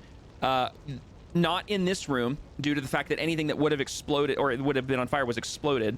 But as you guys can see on the roof, the fire has completely consumed the roof, which is the floor of the rooms above you, and the rafters are on fire. You guys can hear the creaking of the wooden rafters and beams up above you. And what we're gonna do here is we're going to see something. Don't shoot, let them burn. I have a quick question as Okay. you're getting that going. Uh-huh. Rhea worked at the tankard. She Yes. would know generally the layout. Yep. Knowing that the cellar exists, would I know where the exit is there if there's a second exit? You would know. You know what? Do this. Due to the fact that there's chaos going on, roll me a history check. We're gonna see like in the adrenaline and chaos of this, what you can remember off the top of your head real quickly. Not that you wouldn't know With it. my just- disadvantage or no, at no, normal? just this is a straight roll. With the chaos of everything. Okay, that's fine. 14. Yeah, you didn't need it. Wasn't a high DC. You would remember that there is another hatch exactly like this one in the storage room. And you look over your shoulder in the direction of where the storage room is and you go, crap. And it's where that explosion went off. And so you're not sure. There probably is a hole in the floor, but you're not sure if there's still a ladder or a hatch or any of that. Basically, back around this area. Around this area is where you... come on, game, really? Got you. So if... There we go. If anything, if there's the ability to comment... Well, this is the only way out. Oh, you know what? Hold on. Roll me one more history check. Not disadvantage, straight roll. Better. Yes, much better. And it's what you needed. You sit there and go, crap. And suddenly it occurs to you. You remember that this cellar is part of the older city and it is connected to other cellars. And you sit there with a dirty 20, you real quickly in your head, you kind of spin through and you sit your head straight up. You go, oh no. And you look over your shoulder at the bakery next door and you remember that the cellars are connected. Which building would be the bakery? The bakery would be over here. This one? Yep. Okay. Okay, so I rolled a d4 and I got a 4. And essentially there are 4 rafter pylons that go across the ceiling. 1, 2, 3, and 4. The 4th one is literally on top of you guys. Unfortunately, I need dex saving throws from Talina, Grigor, Tippy, Pipwick, Kyria, and Hellrea. Because it is going right over the top of you. I'm never going to get out of this basement. This is dex, so this is a disadvantage, yes, unfortunately. For anybody who's exhaustion. Tippy, yours is straight roll. Everybody else is at disadvantage. Oh, great. You said saving. This is right? a dexterity saving throw, yes, because basically the beams above you are cracking and falling down on top of you. This ain't gonna be good. Okay. That's it. I'm going to non-digital. Okay, so You're like, yeah, my whole party the died. DC's So what? not I did high good. because of the nature of this, but I don't think it matters based on what I'm seeing here. Yeah. Kyria, Jeez. you succeed, and this is one of the few that you do not take damage if you succeed because of it's not a lot of damage. So you basically just quickly back up as some of the beam falls near you, and you are fine. Grigor, you beat the DC, and Talina beat the DC. It was just a DC of 10. You guys are able to dodge out of the way. Question. Yes, Kyria's helping me up the ladder. correct. If she dodges out, does she pull me, or is that already settled? That's a good question That's because a I can't have great another. question. I cannot have another disadvantage. Yep. I will allow that. Actually, it makes sense because you said you cast it as you were being pulled up the ladder. We already agreed that she was pulling you up. So yeah, I will say that you guys basically she sees this and just with all her might throws her body back, and you guys just zoop, and you get I'm yanked out of the 40 hole. pounds. I can be tossed. Yeah, exactly. That's why I'm allowing is because you're a smaller creature. If you were a normal sized person, I'd say no. She probably drops you, but in this case, no. And yeah, Tippy, you do. Okay, so Tippy and Rhea, you guys did not meet the DC. Oh, and yeah, Pip, we have figured out is pulled out of the hole. I will say, however, because even though you're pulled out of the hole, you still are going to take half damage for this, not the full damage because of the nature of it. So, Oh yeah, that makes sense. yes, you're going to take half, but Hellrea and Tippy, you're going to take full damage, which is literally just It's 2d4 bludgeoning. It's not a lot. It's enough. Yeah, it's enough. So 7 points of bludgeoning damage. Pipwick, it'll be halved down to 3. Do I do it to myself? I can do it to you. Okay. Bludgeoning doesn't take temp, or does it? It does. It should take it. Yeah, your temp's gone. So your temp was already gone. Okay. Yeah. Cool. Everything takes Just- time, Yeah, it's any damage will go to temp unless there's something very specific about it. Okay. So So I'm at 51. okay, so the it's like temporary damage is always Mhm. goes for, or temp hit points always go first, and then it's Yeah. your regular ones. correct. Yeah. Okay. So Yeah. the I couldn't environment remember if has some stuff ignored it or not. yeah, the environment has now gone. So now we're back to the top of the round. Kyria, what are you gonna do? Your action was burned basically by pulling Pipwick out of the hole. I will definitely stick by that from the fact we just yanked him out of the hole in the middle of this. Yeah, is the well? I no longer. I need to look at the spell Okay. because English and memory. Mm-hmm.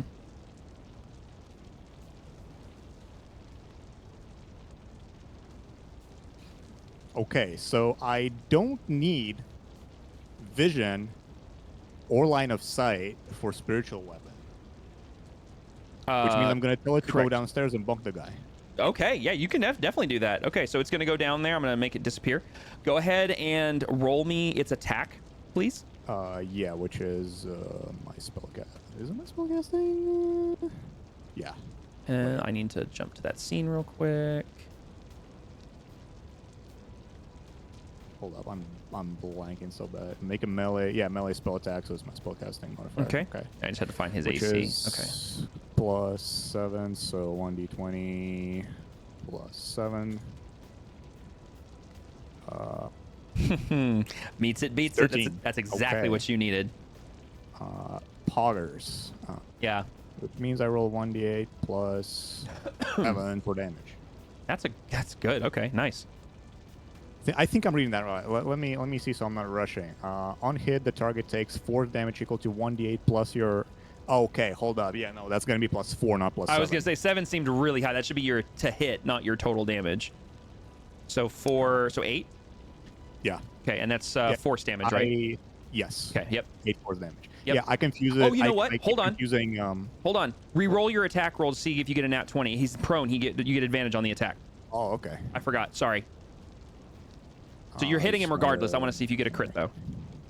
Okay. Well, just roll straight 20. No, I don't. Okay, that's fine. You still hit him, though. Yeah, So, I you're good. keep confusing spellcasting modifier and then to attack because like the attack also adds proficiency. Yep. Okay, so you do hit him, and you basically hear as basically it just whacks right down onto his torso as he's laying there. Cool. Okay, so that's my bonus action. Okay. For I don't think I'm gonna do is there any immediate danger like another log falling on me or something like that? you look up, and there are 3 other rafters. Let me see if I can indicate those a little bit better because I had them in my head, but now that you guys are like aware of them, I'll see if I can mark it real quick. Like draw. Yeah, I'm trying grab to like see. the line tool and draw that. Yep. Oh, yeah, line tool, that'll work. Or there it is. Okay, so basically you've got Oh, why is it not? No. Oh my gosh, hold on. Is there a line tool or am I crazy? There you go. Okay. Wait, what is that? Oh, I see what you're doing. That's a way smarter way to do it. There is the yeah. Yep. So okay, so the 4th one was right. It was in the middle of. It was in the middle of that, which is why it looks wider. But it's basically that center section. Okay, you can do it there. And then there was another one right there. Yeah, sorry, that's what I meant by line tool. Yeah. Hang on. Let me do it this way. Oh my gosh, there we go. 1, 2, 3, 4. There we go. That's better. Okay. So the first one has already crashed, so it's down. But you see the other 3 are basically above you guys. Okay, because where would I need to move? Mm-hmm. I think at this point I can let go of not Durham, right? Yeah, he's up top. Yeah, he's fully up and out of the hole. I guess kind of the downside I have is if the one that's above us falls down, will it knock him back in, which is something that I don't want to happen. You don't know. because it depends on. I mean, just because it's above you doesn't mean it's going to fall straight down. It could do a number of things when it falls. Can I like do I know where I need to be to avoid the risk of being hit by another one falling? I will put it this way: without a roll, you look up and you need to get out of here. You don't necessarily know exactly where you need to stand because you don't know how it's going to crumble and fall based on the beams are on fire. They obviously got shattered by the explosion. You don't know exactly what's going to happen when they fall, but there's still more beams up there. There's poles that hold the ceiling up. The ceiling's on fire. The building's filling with smoke. You're like, I just need to get out of here. I think I essentially want to go. That's the end scene. I think I essentially want to go like this, this, and then this, and then like be able to help somebody from this side. Yep. If you want to get over the bar, go ahead and roll me an acrobatics check to try to vault over it. And this is a disadvantage because it is a physical thing, and you're at a point of exhaustion. I feel like I've been using these interchangeably for the bar, like acrobatics and athletics. No, acrobatics if you're vaulting all the way across. Athletics if you're just getting up on top of it. That was the thing. Yeah. So was it? Wait, I didn't see the result. That was weird. Oh, there it goes. Because it asks every time. It asks me if I want to use guidance on myself. So basically, you're able to get across, but it's not a smooth thing. So when you get across to the other side, instead of using 10 feet of movement, it basically uses 20 feet. So you only have 10 feet of movement left. That's fine. I can still get where I want to be, which is here. Yep. Okay. And then I'll be able to help others if they need it. So that's you used your bonus action to command your thing. You still have an action left. I don't because I helped people get up. Oh yes, I'm sorry. Yes, because that was burning your action. Okay, cool. So that's done. Next up, we're gonna keep in the same. We'll try to keep in the same order here. Dax, you would be next in the initiative order. In my head.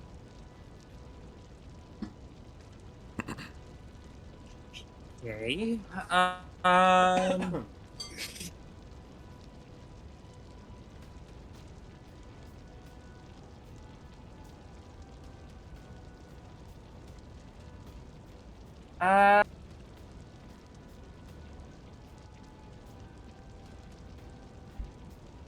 Which beam is closest to them again? To them? That hasn't fallen? Basically that red line right there. That is essentially, that is essentially the closest beam that could drop on them. Technically, this other one might, that's above it, but the chances are slimmer because it's further away. But you don't know what the ceiling's going to do when and if it caves in. Am I able to command my servant? Yeah, am I able to command my servant to like be able to like float up and try and hold it? Ooh. Sure. I don't know what the movement is for. It has 30 feet of movement, so it could get up there. So, it floats up 30 feet. And it's going to be the one closest to them. That hasn't caved in. Okay. Go ahead and technically this would be a strength check, and it has a -4 to strength. So if you want to go ahead and roll that, you can give it a shot. Oh gosh. Yeah. So if a -4, just D20 -4. Mm-hmm. I thought it had a strength score. No, Shadow misread it. It has an AC of 10. Not a strength of 10. It has a strength of 2. So you said -4 or -2? -4.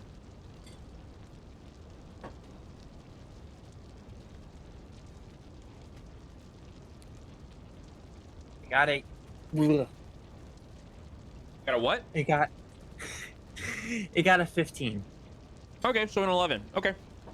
So no, it got a 19 and then -4 it got 15. Holy cow. Okay. Yeah. Even with its low strength, you can sense that it's doing something. You can't see it. You can't tell what it's doing, but you can sense that your order was given and it seems to be successful, but you don't know. Okay. And all right. Yep, that was your bonus action to give it a command. Yeah, and then I have 15 movement speed, right? Because it's half. If you're dragging Durham, yes. Okay. I drag.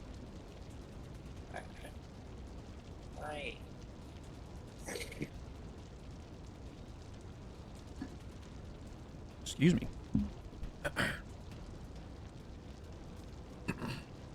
What the hell? You're on template.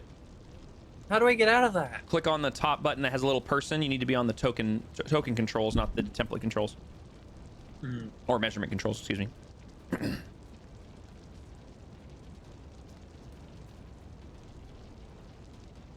Yeah. Okay. Yep. So there you go. So you dragged him a little further out. You're still under part of the overhang, as you can kind of see the pylons here. Like, you know, you're under a bit of the roof, but you're almost to the edge of it. Okay. So that's your bonus action. Your movement. You still have an action. Which, if you'd like to dash, because you can dash as an action, you can drag him another 15 feet. Also, where's Scorch? I forgot. I forgot about Scorch. I don't think Scorch has been on the board this entire time. Nope. Scorch has been carrying buckets. Yeah, there you go. Scorch has been just using his mouth to carry buckets. Let me find him real quick, and I'll drag him to the board. I think we collectively forgot about his existence for like 2 sessions. We did. We totally did. He is somewhere over here. Yeah, he's just gonna be sitting, chilling over here. He's been borking the whole time. Bork. No, he's nomming on a bone. I don't think he'd be nomming on a bone after an explosion just went off, to be honest. I think he'd be a little, He'd be a bit upset at the explosion. Yeah. No. He was nomming on a bone, and now he's barking. Okay. Do you want to use your action to move further, or do you want to stay put? Where is my character sheet? Just double click your token, it'll pull it back up. Yeah, I got it. Let's see.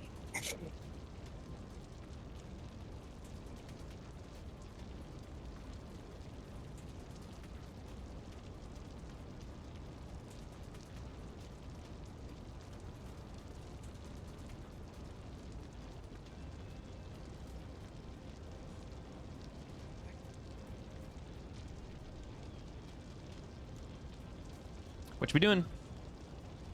I'm just taking a look at spells real quick. Seeing if there's anything. Okay. Nope. Just gonna use my cunning and just dash.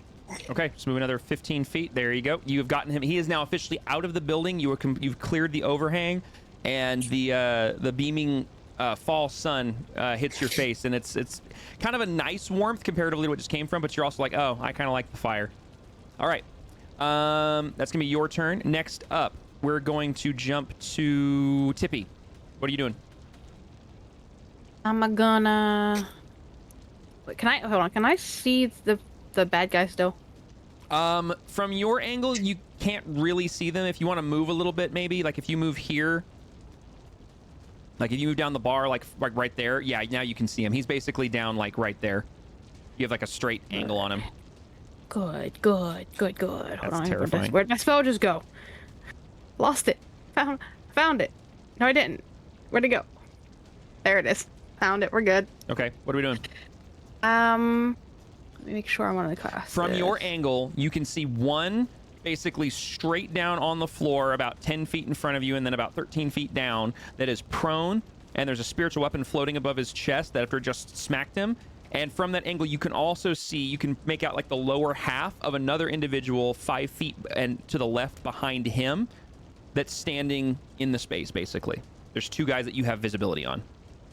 As long as I could see one of them. Uh-huh. They got hit by Shattered. Nobody is standing.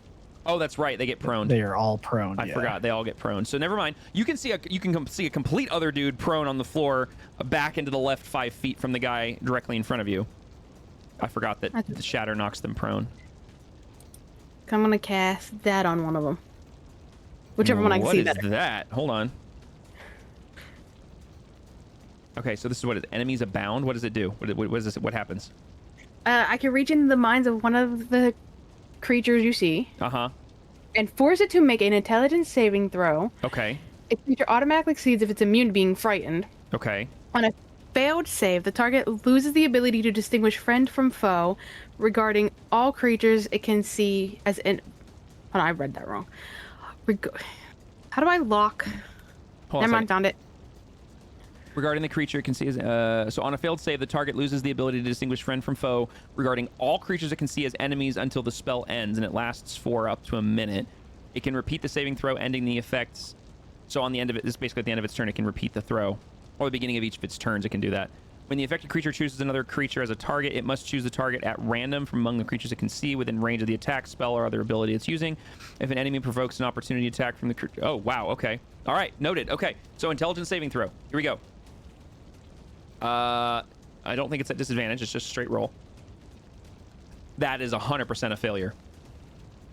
Okay. So he failed the saving throw. I'm going to mark it as, let's see, we'll mark it as, he's not considered, I guess technically charmed would be close enough. Okay. Technically close to be charmed. Yeah, close enough. Okay, so, he is still prone, but he failed his saving throw, so that's succeeded. Well done. He doesn't take any damage, right? That just happens? It is okay. just him thinking anybody's an enemy. Okay, so, but it's not his turn yet, so nothing happens yet. Okay, cool. So that's going to be your action. Excuse me.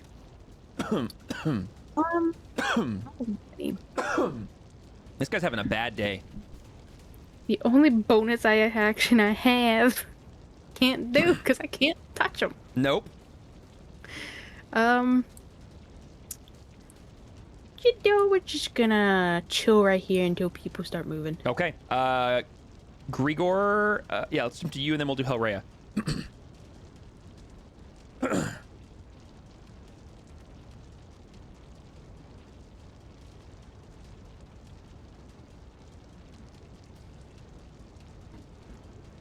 So I'm up.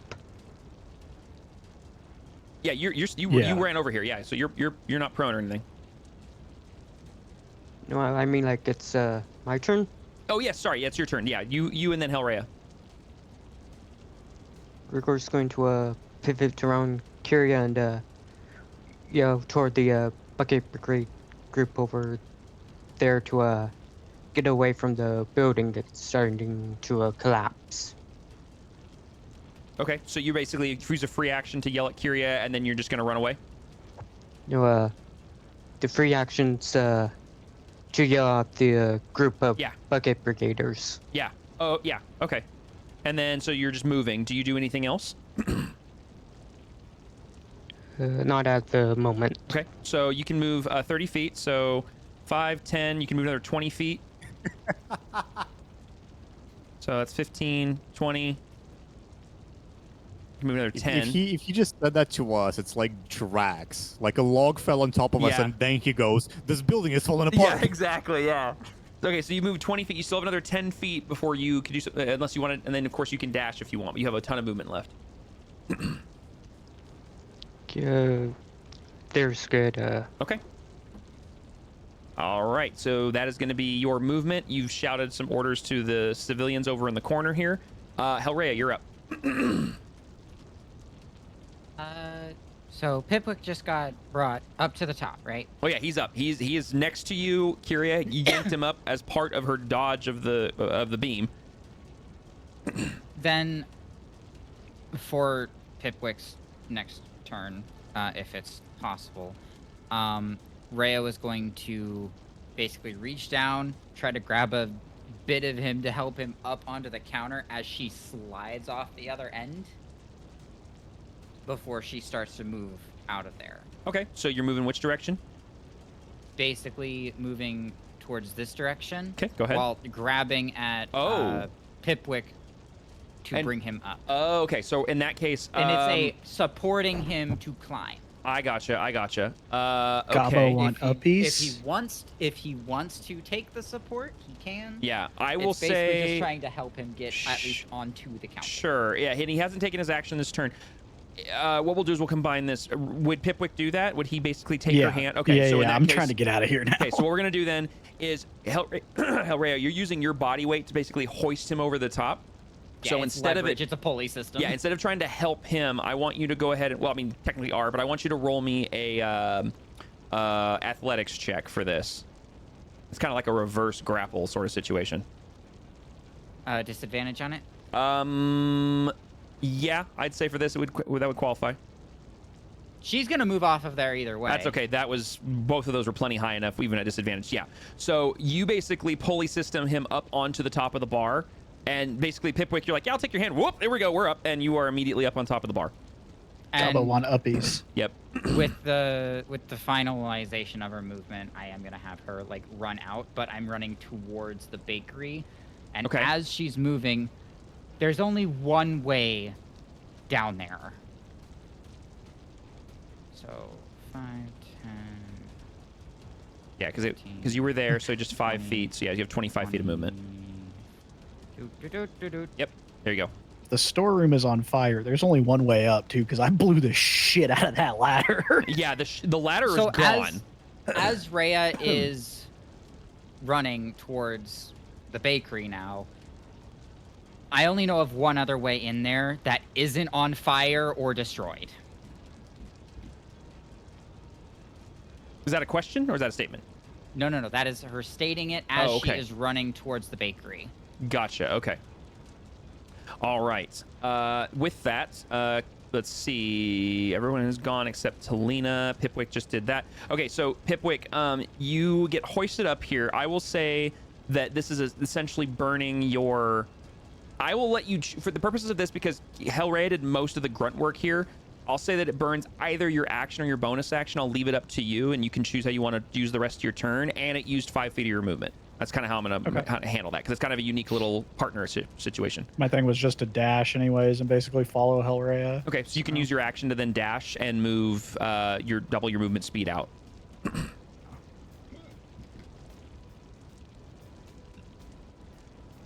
There. Okay. Should get there. Okay, there we go. All right, so you get out, and then obviously she's 0 feet as well. Okay. That leaves you guys still over here. Okay, and let's see. The civilians hear Grigor's command, and they're going to clear the area because it's realized that... Actually, let's do this. They're going to grab some of their dead, and they're going to try to get the bodies out. So this one... Civilians all just see Durno running. Yeah, they see Durham. Like, oh, good, Durham's okay. The second time he's been pulled out of this bar today. Yeah.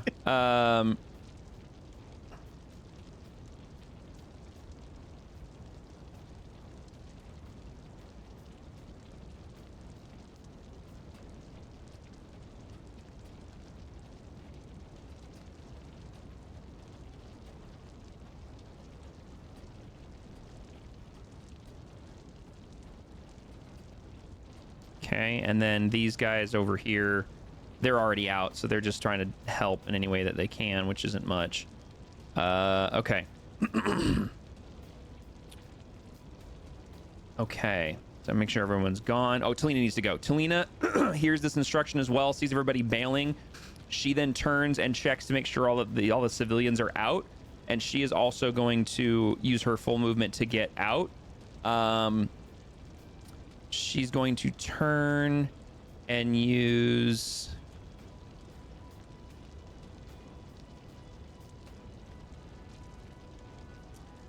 Honestly, I don't think she's going to really do...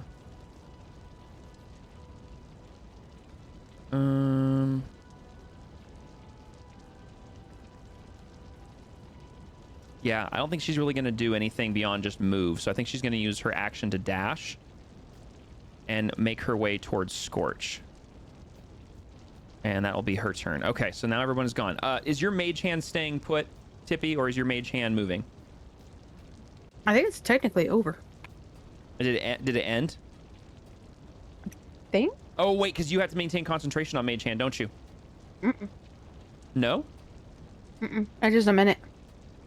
It's not been a minute. It's not been 10 rounds. Oh, okay. It's been more like, I'd say 6.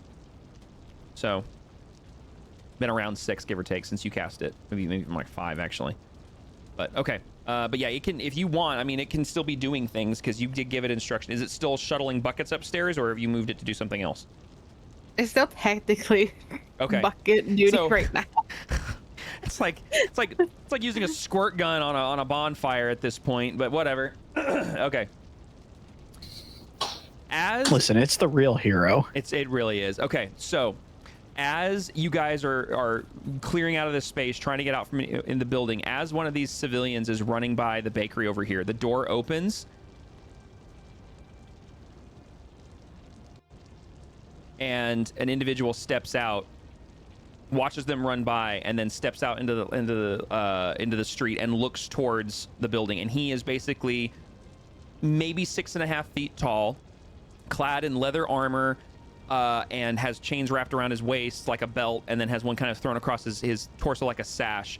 But then on top of the leather armor, he has like plate mail pauldrons, plate mail gauntlets, a plate mail, torso piece, and he has a helmet that has 2 eye slits in it and nothing else. And he seems to be holding a large hammer, warhammer, and he just kind of stands there and is looking in the direction of everything. And he doesn't seem to be caring about all the civilians kind of running towards him. He seems to be focused on something behind the civilians, but he doesn't seem to do anything else beyond that. All right. We're not in initiative yet because things are happening kind of dynamically here, but I think we're back to the top here. So Kyria, what are you going to do?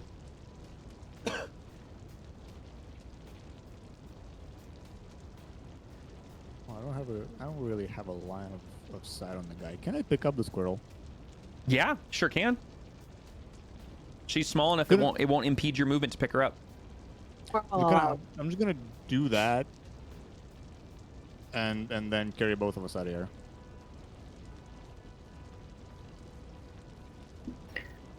One of these days, I'll get carried to safety. You did. You got yanked across. You got yanked out of a hole and across a bar. What are you whining about? Can I do the full? I want to get bridal carried to safety. Yeah, you can use your. She's small enough because at this point it's been well established that she'll ride on people's shoulders and such. So you can use your full movement and basically hold her or have her on a shoulder. I'll carry us like here. Okay. I would pick her up and then kind of, if it's something this girl wants to do, like kind of in a gesturing manner, offer to just ride on me. Yeah, as long as we get out of the burning building. Shoulder rides? Heck yeah. Okay. Can I do anything? That's a very good question that I ask myself every now and then. See, unlike everybody else, I don't have healing word. I can't heal with words. I have to touch. I have mass healing word. I don't have that prepared. Well, I don't think that's going to do you any good then.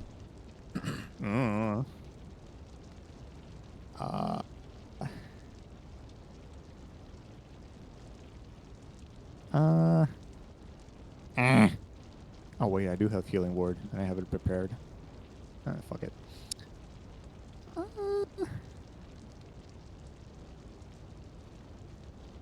You know what? I don't know. I don't know what's going on yet, so I'm not gonna do anything. Okay. Fair enough. I didn't see the big guy come out. So No, you didn't. He's there. Yep. So, only a handful of people would have seen him step out. From where you're at, the smoke would have impeded it, or you wouldn't have been looking that way in the first place. So. Yeah, I continue holding my concentration on protecting. Is there a distance on that? Actually, that's which one are you concentrating on? The shield, the life. The not Durnham. Yeah, the not Durnham. Yeah, it's. I forgot his name, so that's what I'm gonna call him. That's amazing. There Shield of Faith. There is no limit on it. So yeah, wait. No, there's a range. There's a range on casting it. Yeah. So as long as there isn't a range on maintaining it, I'm gonna argue that basically as long as it's not an excessive range, it'll stay unless something happens. You're fine. Right now it's 25 feet, yeah, and he can't get more than 60 in a single turn away from me. I would say that because you already cast it on him, as long as you're concentrating on it, I'd say you're fine for now. Yeah, that's my turn. Yeah, because you have other spells that you can cast at much further distance. So. And for the fear of one of my feats, I don't usually run into combat.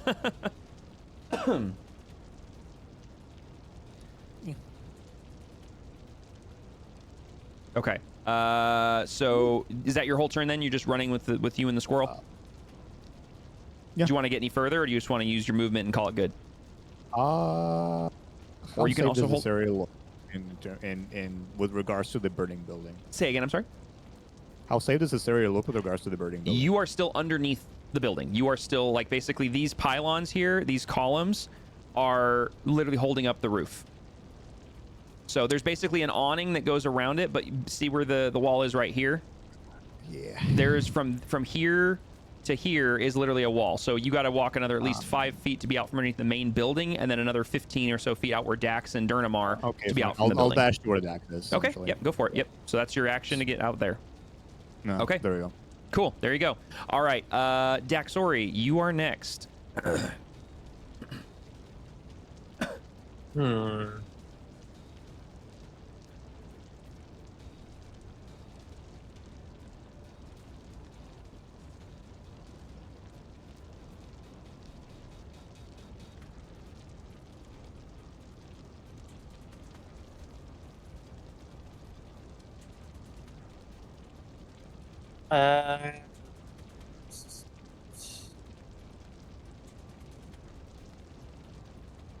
Seeing that a majority of the people are out of the way.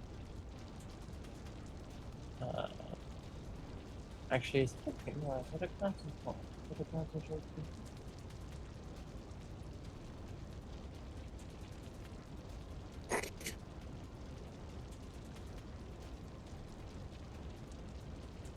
There's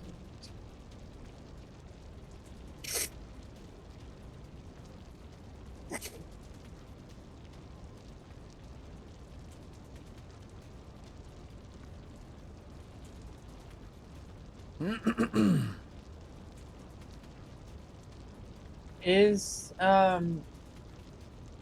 my thing a concentration? I can't find it all of a sudden.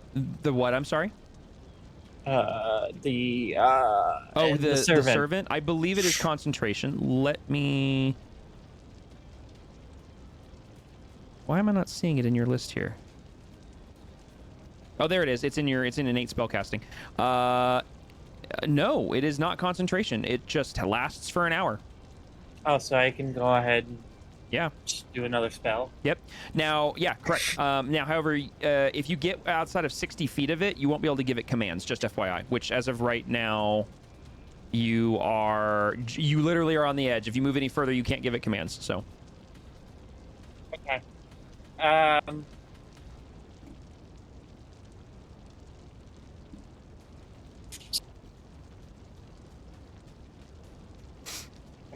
Cast Cure Wounds on myself.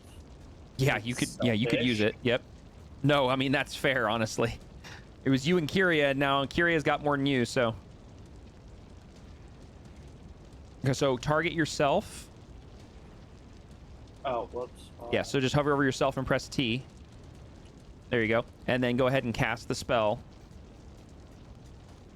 Here we go. Cool. All right. 6 points of healing back to you. There you go. It's not bad. Give me my points. Yeah, I did. You're back. You're up to 17 now. Oh, okay. Yep. It's a manual thing. I have to click a button, so. And then I am going to call for my servant to return back to my side. Okay, so now that I see that most of the individuals have gotten out of it. Okay. So it floats down. It uses all of its movement speed to float from basically 25 feet off the ground at an angle down to about, give or take, about there. And that's its full movement speed. It can, I believe it can dash. I don't think there's anything to stop it from dashing. Oh, can it? I don't see anything that says it can't. So I will say that it can use an action to dash. But it's only going to get to there. Yeah, that works. Yep, that's it. Okay. Okay. Okie dokie. I'm going to say Grigor. It'll be your turn next.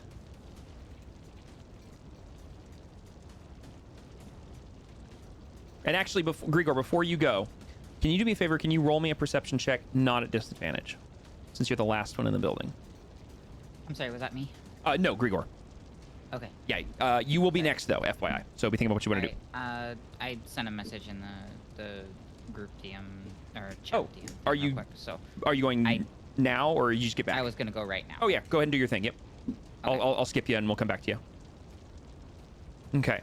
With a 10, as you're turning to do whatever it is you're going to do, whether you're going to leave or you're going to do something here, you notice far back in the storage room, or what's left of it, back in the back part of the building, betwixt all the flames, the smoke, and everything, you swear with a 10 that you see a large silhouette standing there.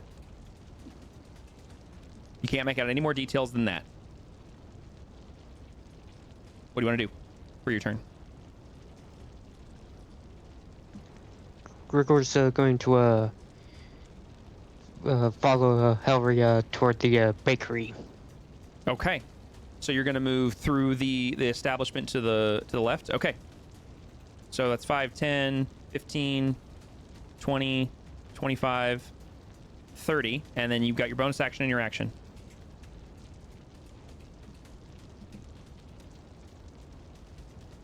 Do you want to go ahead and dash as well?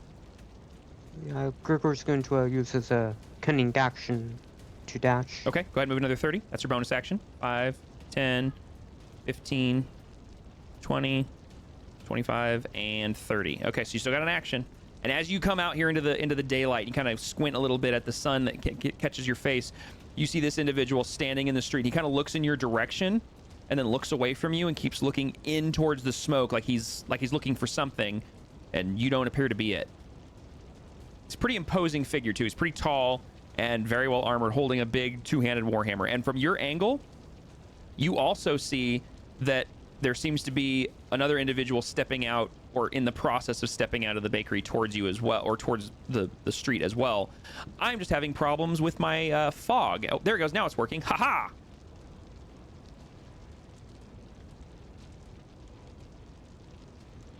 There we go.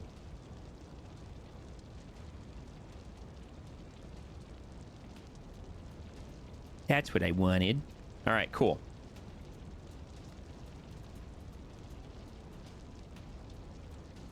All right. So you still have an action. You gonna do anything? Nope. Not yet. Okay. I'm gonna skip Rhea right now for a minute while we wait for a bio break there.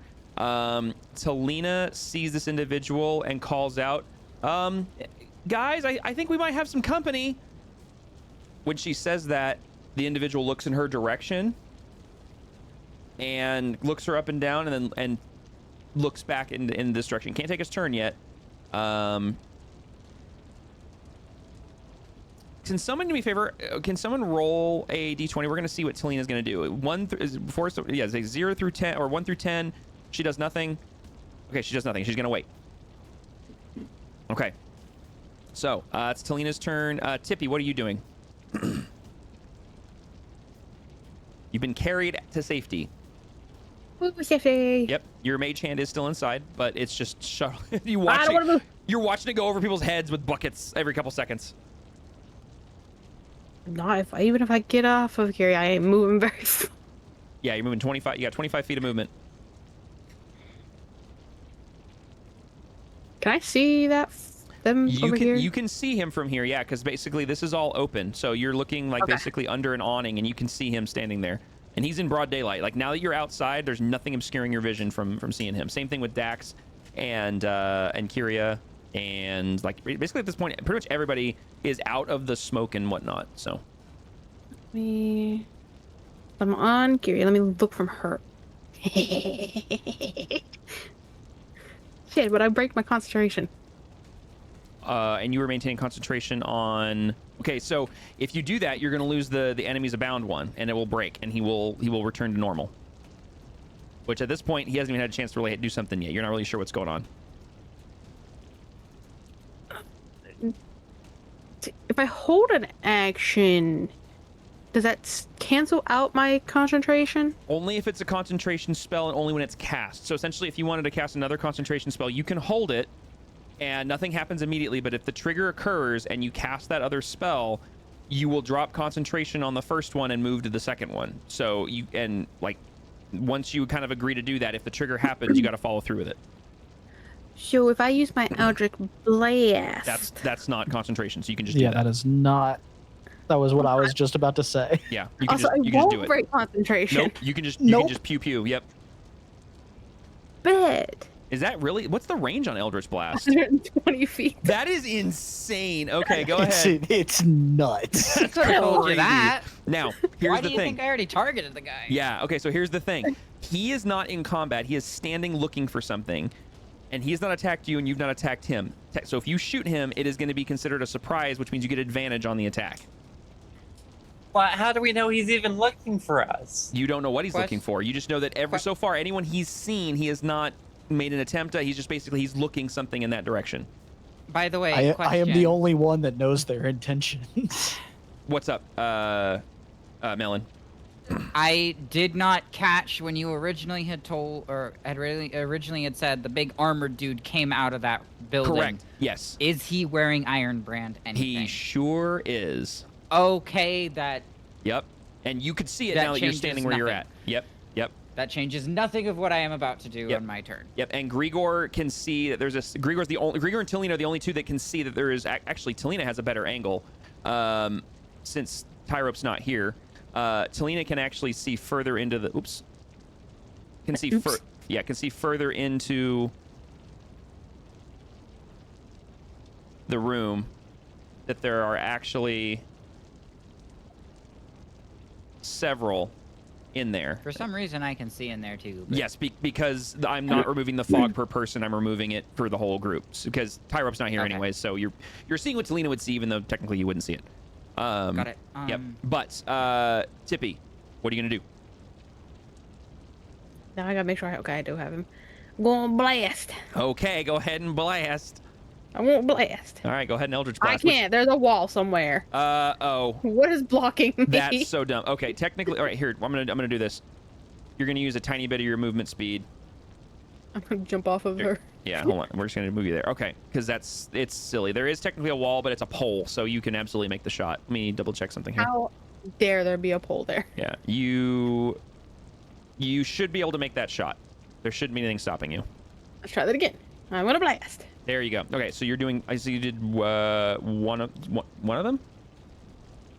Or you're doing one at a time, right?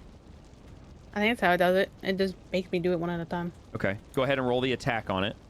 See if you hit him. Did you say I get an advantage because of it being surprised? Yes, because he is surprised. Because he doesn't see you, so that qualifies as a surprise attack. Okay, so you fire the first one off, and these happen in quick succession. So go ahead and fire the second one before I say what happens. Yeah, this would basically give Grigor a haircut. Do I roll the damage and then just roll the second one? Because it's making me roll the damage. Don't click out. Close that box and then do it again. Yep. Okay. Advantage again? Both advantages? Yes, because technically the attacks happen at the same time. Okay, that's why I wanted you to do this. Okay, cool. So. You fire off, boom, boom, out of both of your tiny little squirrel hands. The first one goes wide and strikes the wall of the bakery, but before anyone can even react, the second one slams into the chest of this guy, and now you can roll damage on one of them. The first one missed, the second one hits. So you can roll the force damage on the second one. That's not bad. Good damage. Okay, 9 points of force damage on the that second hit. And he kind of recoils a bit, half steps back, stands forward, looks up a bit, and then looks over in your direction. And Tippy, he looks right at you, and you're. But as he does that, you roll me a perception check real quick. Perception.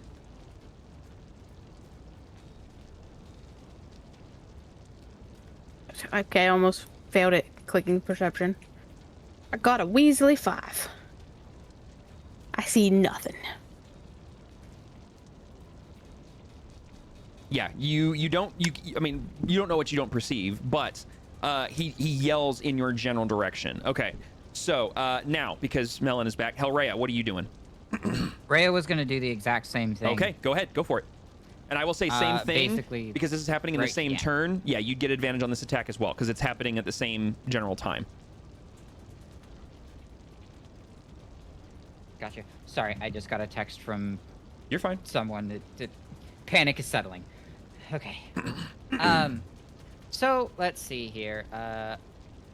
Blast. Okay, so we'll go ahead and roll the first attack. Is this technically still at advantage, right? Correct, because this is happening the same turn as Tippy's.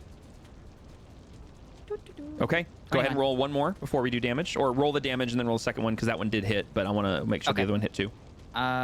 Let's see. 1d10. Sorry, I'm double checking because I think I get my. I need to remember if I get my charisma added on. I believe so. Let me double check it. Hold on. It is. Yes, I can. So I can do a +4. Okay.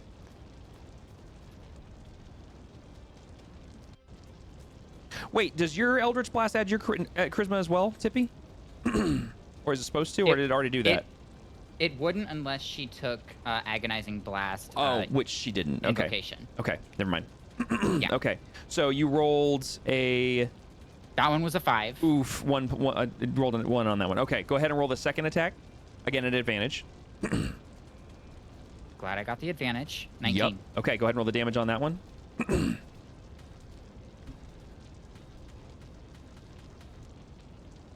9. Okay, so 9 points of force damage and 5 points of force damage for a total of 14 points of force damage. Smack this guy in the chest. So in quick succession, boom, boom, boom, he gets hit with 3 of these Eldritch Blasts in the middle of his plate mail armor, and he just yells out in pain as he glances between the two of you. Dax, did you see the requested roll that I sent you? I did not. Should have popped up in chat. If you just click the little D20, it should roll it. Oh man, I wonder who he's looking for. I don't see anything. Scroll up, because a bunch of stuff has happened now. You should see something that should have gone to you. Nope. No. Okay. Well, do me a favor. Roll me a perception check, please. Dude, there was 2 raccoons climbing up my tree last night. It was so funny.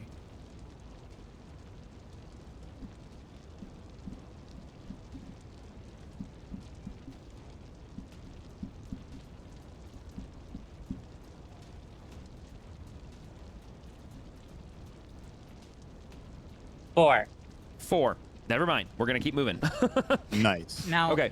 I do have a question. Okay. Since Rhea did target and go after this guy with her blast as well. Yep, and that was your action.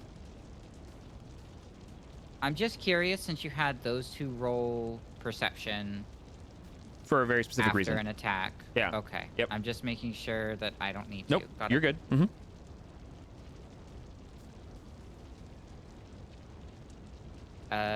I technically have more on my turn. Okay. Yeah, you have bonus action and movement. With the movement, I was actually going to move downwards so that I'm kind of getting closer to the group. Okay, go ahead and move your however far you want to go. 30 feet. I'm going to get right down to here. Okay, go for it. All right. So basically, blammo, and then scurry. Move down. You still have a bonus action. The bonus action thing that I could do or would like to do, I will wait for. Okay. All right. I should have done it beforehand. Okay. That covers. Yep.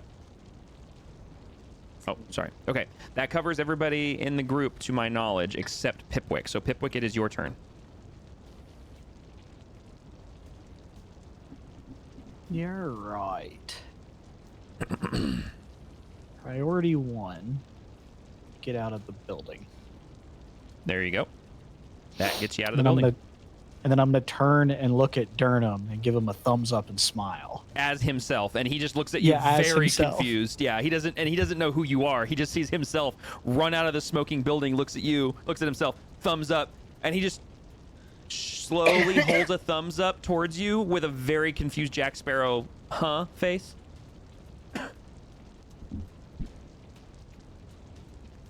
I would do the whole thing again, except for there's that person there. That's a pain. But I'm just actually going to dash again. Okay. So you can move another 30 feet. And I'm going to move up by Talina. Okay.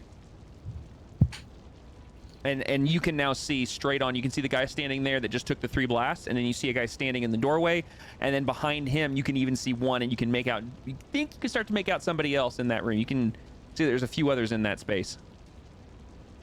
And then I'll just say, guys, he has friends.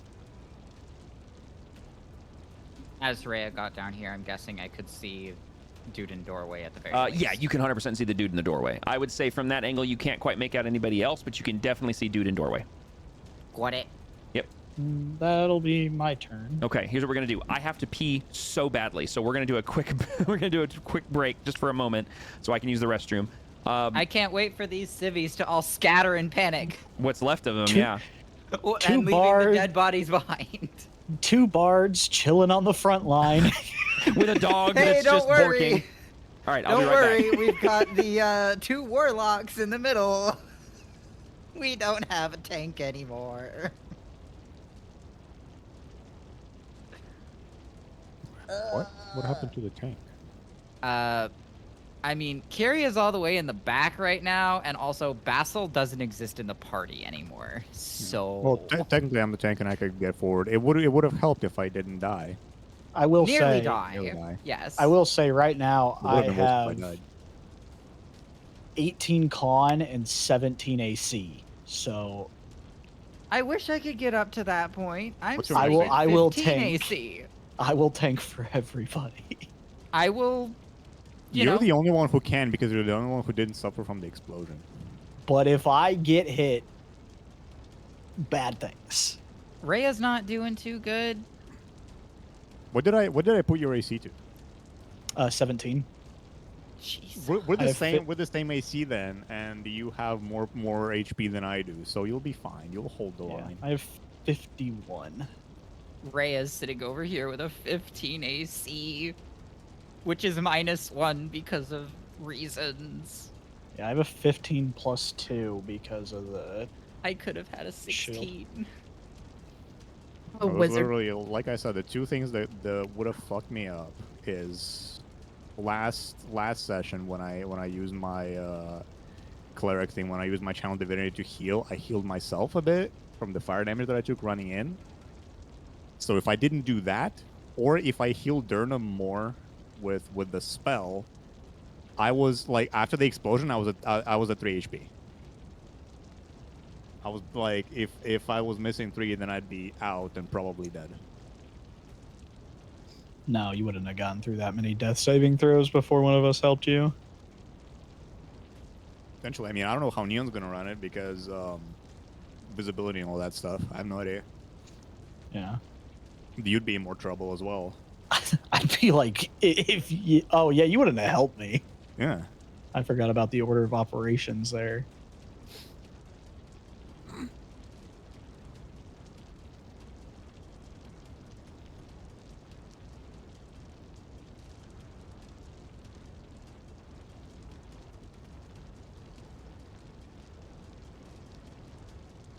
Oh my Guys, gosh, okay, we I'm lost back. Sorry. Guys, we've lost our home. Our tavern keeper's injured. We will rebuild. This is now no longer a campaign about Oh, no. saving anything. This is a campaign about rebuilding and running a tavern. Oh my gosh, what have I done? Okay. While the goblin runs for office. Yes. Well, yeah, how do you think he's going to gain the support to build the tavern back? Yeah, Like, he we're needs gonna the need union public to build money. it. Okay, I am back. Is everybody back? I'm going to Gosh, assume we that are- everybody's back. Okay, so We are quite the bundle of here's people. Yeah, okay, so we have reached the end of like the loose initiative. Okay, so at this point, we're going to need to do something different here. But before I do that, I got to double check something because of the guy that's in the cellar and the spell that is currently still on him. So give me a second. I need to do. I'm going to do this. What spell got put on him? I forgot. The squirrel basically turned him into a minion that will attack anything he can see, regardless of whether or not it was friend or foe originally. He sees everything as foe. So he is literally going ham right now. So give me a second. Do that on the big guy next. Maybe not. No. I can't. Maybe not. That was my last spell slot for that. No. All right. Oh my hold God. on. Okay, I have something I can do, but I don't remember what the. Okay, what's. The I'm gonna range do on it? something. I'm gonna do something crazy. I'm gonna tell you guys right now. Oh boy. Please To be don't. fair, I don't know Okay, he's still within range. where my second spell slot for my 3rd level went. I don't know why it only had one. Good to know that my Eldritch Blast can go off map.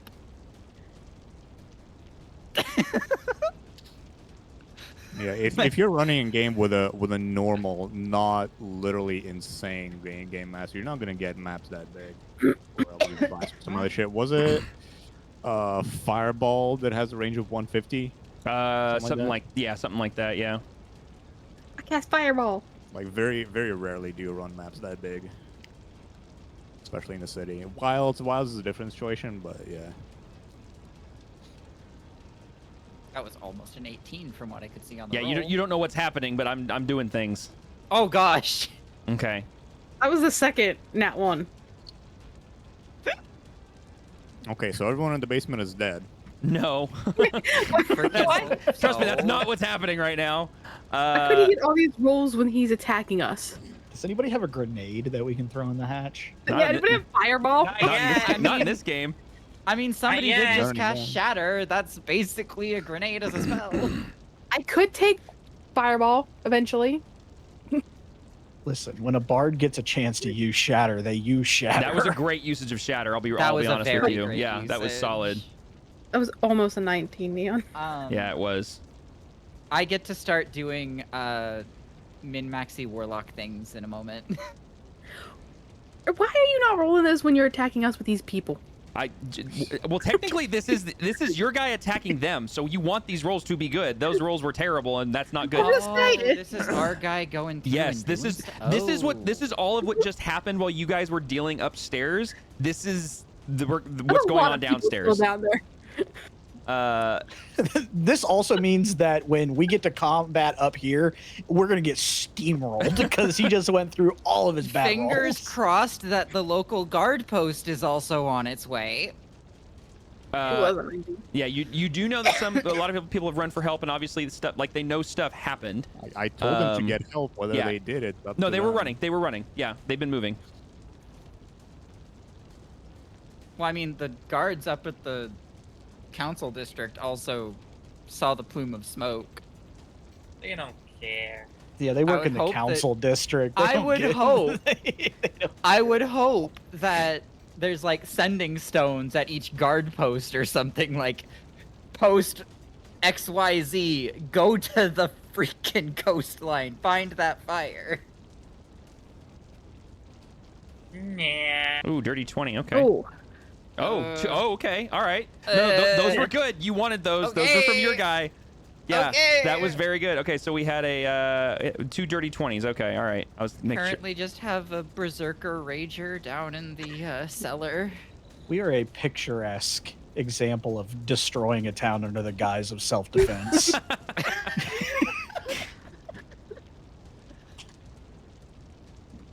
Sorry. Basically, what we're doing real quick is I'm doing this until this guy dies because it is happening essentially. I wonder can I how get a- long that spell lasts. It lasts for an Can hour. I get a check for Durham's gosh. insurance deductible? Not enough. Not enough.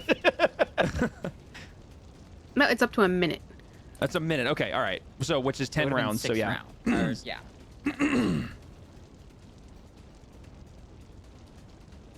Oh my gosh. This is not. These are. You don't want these rolls high. That one. That's not good. Oh no. That's very not good.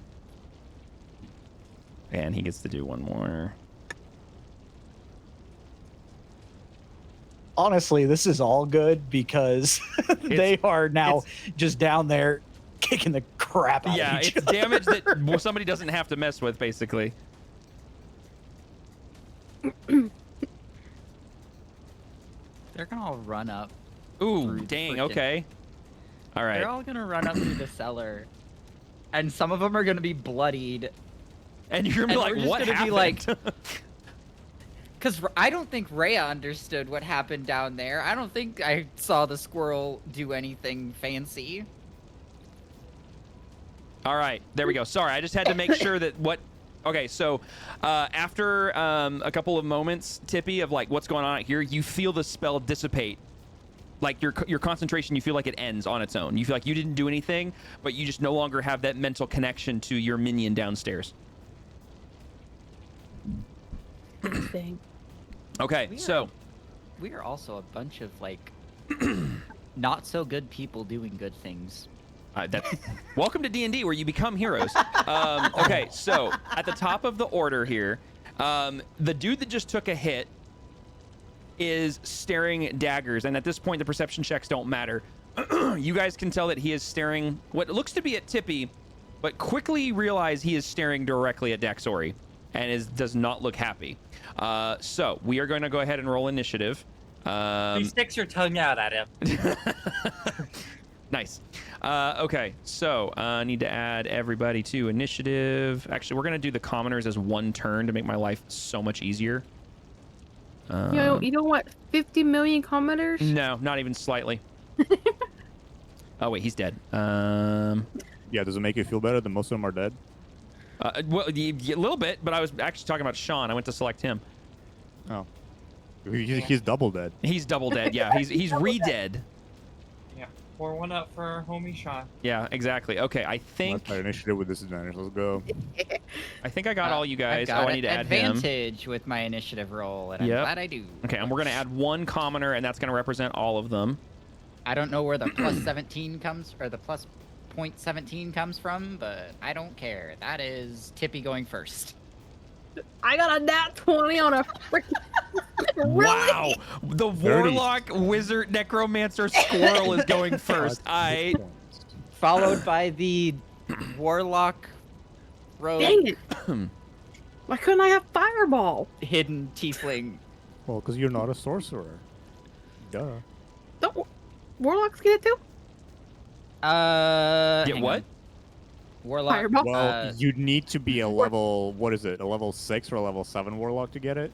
You also would need to get the invocation that allows you to get to wizard spell. Wizards get a lot of spells. Spell books, but if you are a wizard, I would say you probably get access to it once your character reaches a certain level. I'll have to look that up. You get access to a lot of spells if you have money in a book. Yeah. But then if you lose that, we happen to find it. In a past session, or a past campaign, the GM actually let even our sorcerer, like, learn from spell books. And basically... I now know how to do this by memory, so, Okay, there we go. Now I'm going to go ahead and roll for the NPCs. Oh, we got to add Scorch to that. Wizards, oh my dice! It's just rolling for all of the... Yeah, I tried to roll the for Scorch, but nothing. Yeah, no, sorry. It's considered an NPC, so I have to click the button. Okay, I think I've got everybody. Except...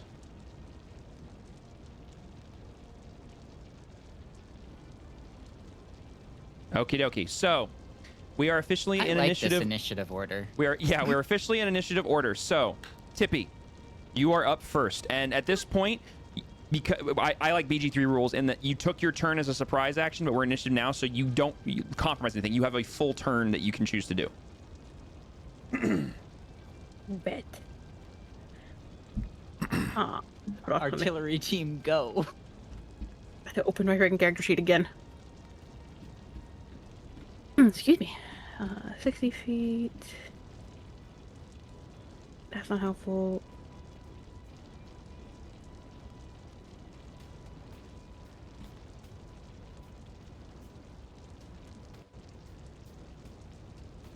Okay. Gonna make sure I have this dude collected. Okay, I do. We're gonna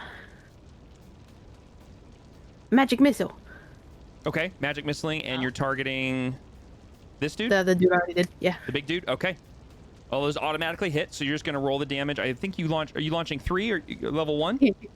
Oh, 3. Okay, so you're gonna roll 3d4 plus 3. Is magic missile a cantrip or a level 1? It is a level 1 spell. Level. Okay. Yep. No. If only you could cast it forever. Magic missile. Okay, so that was. Wait. It was a 1, a 2. Okay, and then and then another 2. Okay, so 5 points of damage. Okay, so 5 points of force damage. Oh wait, was it 2, 2, and 2? It might be 2, 2, and 2. According to the. Oh yeah. Well, wait. Oh, thought because it was- because I hit the wrong. I hit a button on there that doubled it. That's. I was trying to fix that. I don't know what. Yeah. No. It's total of 5. Okay. Yeah. And I'm gonna delete these because I didn't use the apply because it got weird. So, but you're good. Okay. Cool. So, yeah. So 3 of them go out and smack him in the chest. He yells out again, very upset. All right. That's your action. Make sure that. Okay. It didn't tell me that to use the spell slot, so I was like, wait, did it use the spell slot? It did. Am I still technically with Curia, or did I technically jump off when I had to you had to move me? You had to jump off to make the shot. Yeah. Okay. Just making sure. Gonna go. Why am I going in halves? Can I please move it myself? Okay. Bam. All right. So that's your Okay. movement, your action. You got a bonus action. I can't do nothing for my bonus action Okay. right now. All right. Go ahead and end your turn. How do I end my turn? I don't. I'll go to the combat encounter screen, which is the crossed swords at the bottom. It should say end turn. Oh wait, hold on. There we go. Done. Okay. Now we're on Rhea's turn. Okay. Sorry, I forgot to hit the button. All right, Rhea, you're up. All right. So to start with, we are going to do Hex as my bonus onto Big Scary Dude. Okay. I believe that just happens, if I'm not mistaken. I don't think. Just does happen. Yep. Okay. So and he is will considered take hex. disadvantage on, I believe, what is it? It's ability checks, right? Can somebody double check that? I am double checking. Okay, hold on. Where's hex? Is that a? It's a spell. It'll be a first level spell. Okay, there it is. Okay. By technicality. You place curse on a creature, so it is concentration. It lasts up to an hour. You deal an extra 1d6 necrotic damage to the target whenever you hit it with an attack. If the target drops to 0 hit points before the spell ends, you take a bonus action on a later turn to curse a new creature. And they get disadvantage on the ability that you name. Yes, so you have to say pick an ability. Strength or something. Yeah. Yep, you need to pick an ability. It is not an ability. It is a it is strength through charisma. It is an ability check, I believe. It says the target has disadvantage on ability checks. Yes, but it's still Okay, you have to pick the ability check. Strength. So the strength. Okay, so strength. All right. So that happens, and then we are going to, because the spell foci, or like where the Eldritch Blast happens, is going to be her ring. Is it possible to wield her whip in the same hand? Yes, technically you can wield your. Okay. Yeah, weapon wise you can wield a whip. Yeah. So holding the whip in the same hand as the ring, because primary. She's just holding that, but she's also going to cast the Eldritch Blast again.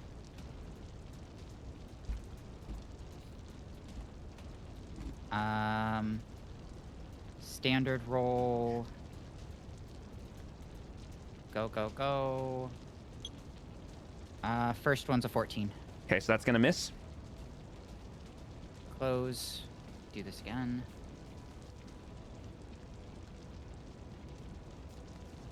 And 26. Plus 4. Plus 1d6. I'm assuming a 26 is gonna hit. 26 hits. Yep. Go ahead and roll the damage on that.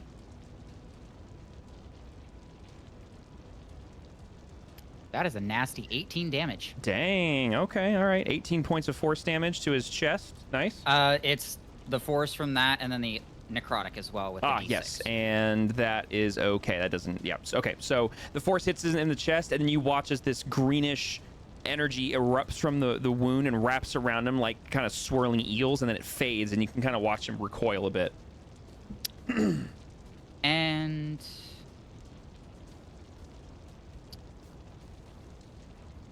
I'm just gonna be rolling a d20 for something. Okay. It's if any of her features bleed through, and it's definitely going to do so. Her ruby eyes are now like the full red sclera and everything. Okay. Sclera. All right. So she's and does her form, her hidden form drop and go back to normal? Not I'd say I'd argue on a 1 that it happens. I'd say with the 1. I'm also going to say her emotions are getting put into this, so yes, it is going to pretty much drop, and the horns, the tail, the eyes, all of it's in full form. Okay. So here's what we're gonna do. We got another one. You've seen her in this form before. No, he hasn't. No, I have not. Pipwick has not. That's right. Pipwick has been the Pipwick one hasn't, out yeah. in the. Pipwick's been the one in the dark, but I don't think Pipwick's looking at her yet. No, his back is to you. Okay, here's the thing. I just ran a quick check, and we have 2 players that are ready for sleep. So 2 is enough that we need to call it because we're already down a player anyways. So we're gonna pause it here. Got it. Yep. Yeah. So we're gonna go ahead and pause it here, and we will pick this up again. Plan is next week. As of right now, that's still the case. It's just gonna come down to my work schedule with the event that's going on. So, but yeah. We will go ahead and pause it here and pick this up again with basically Hellraya just concluded her turn. So. Yep. And. All right. Which actually works out since if Tyrope should be able to join us next week, which is what he said, he would be the next in initiative order. So. Perfect. Cool. All right. We will go ahead and pause that there. Thanks, guys, very much. Thank you, everybody, for watching. Appreciate it. And we will pick this up again next week, hopefully. And yeah, thank you, everybody. See y'all later. Bye-bye. Bye-bye. Bye. Who just bonked?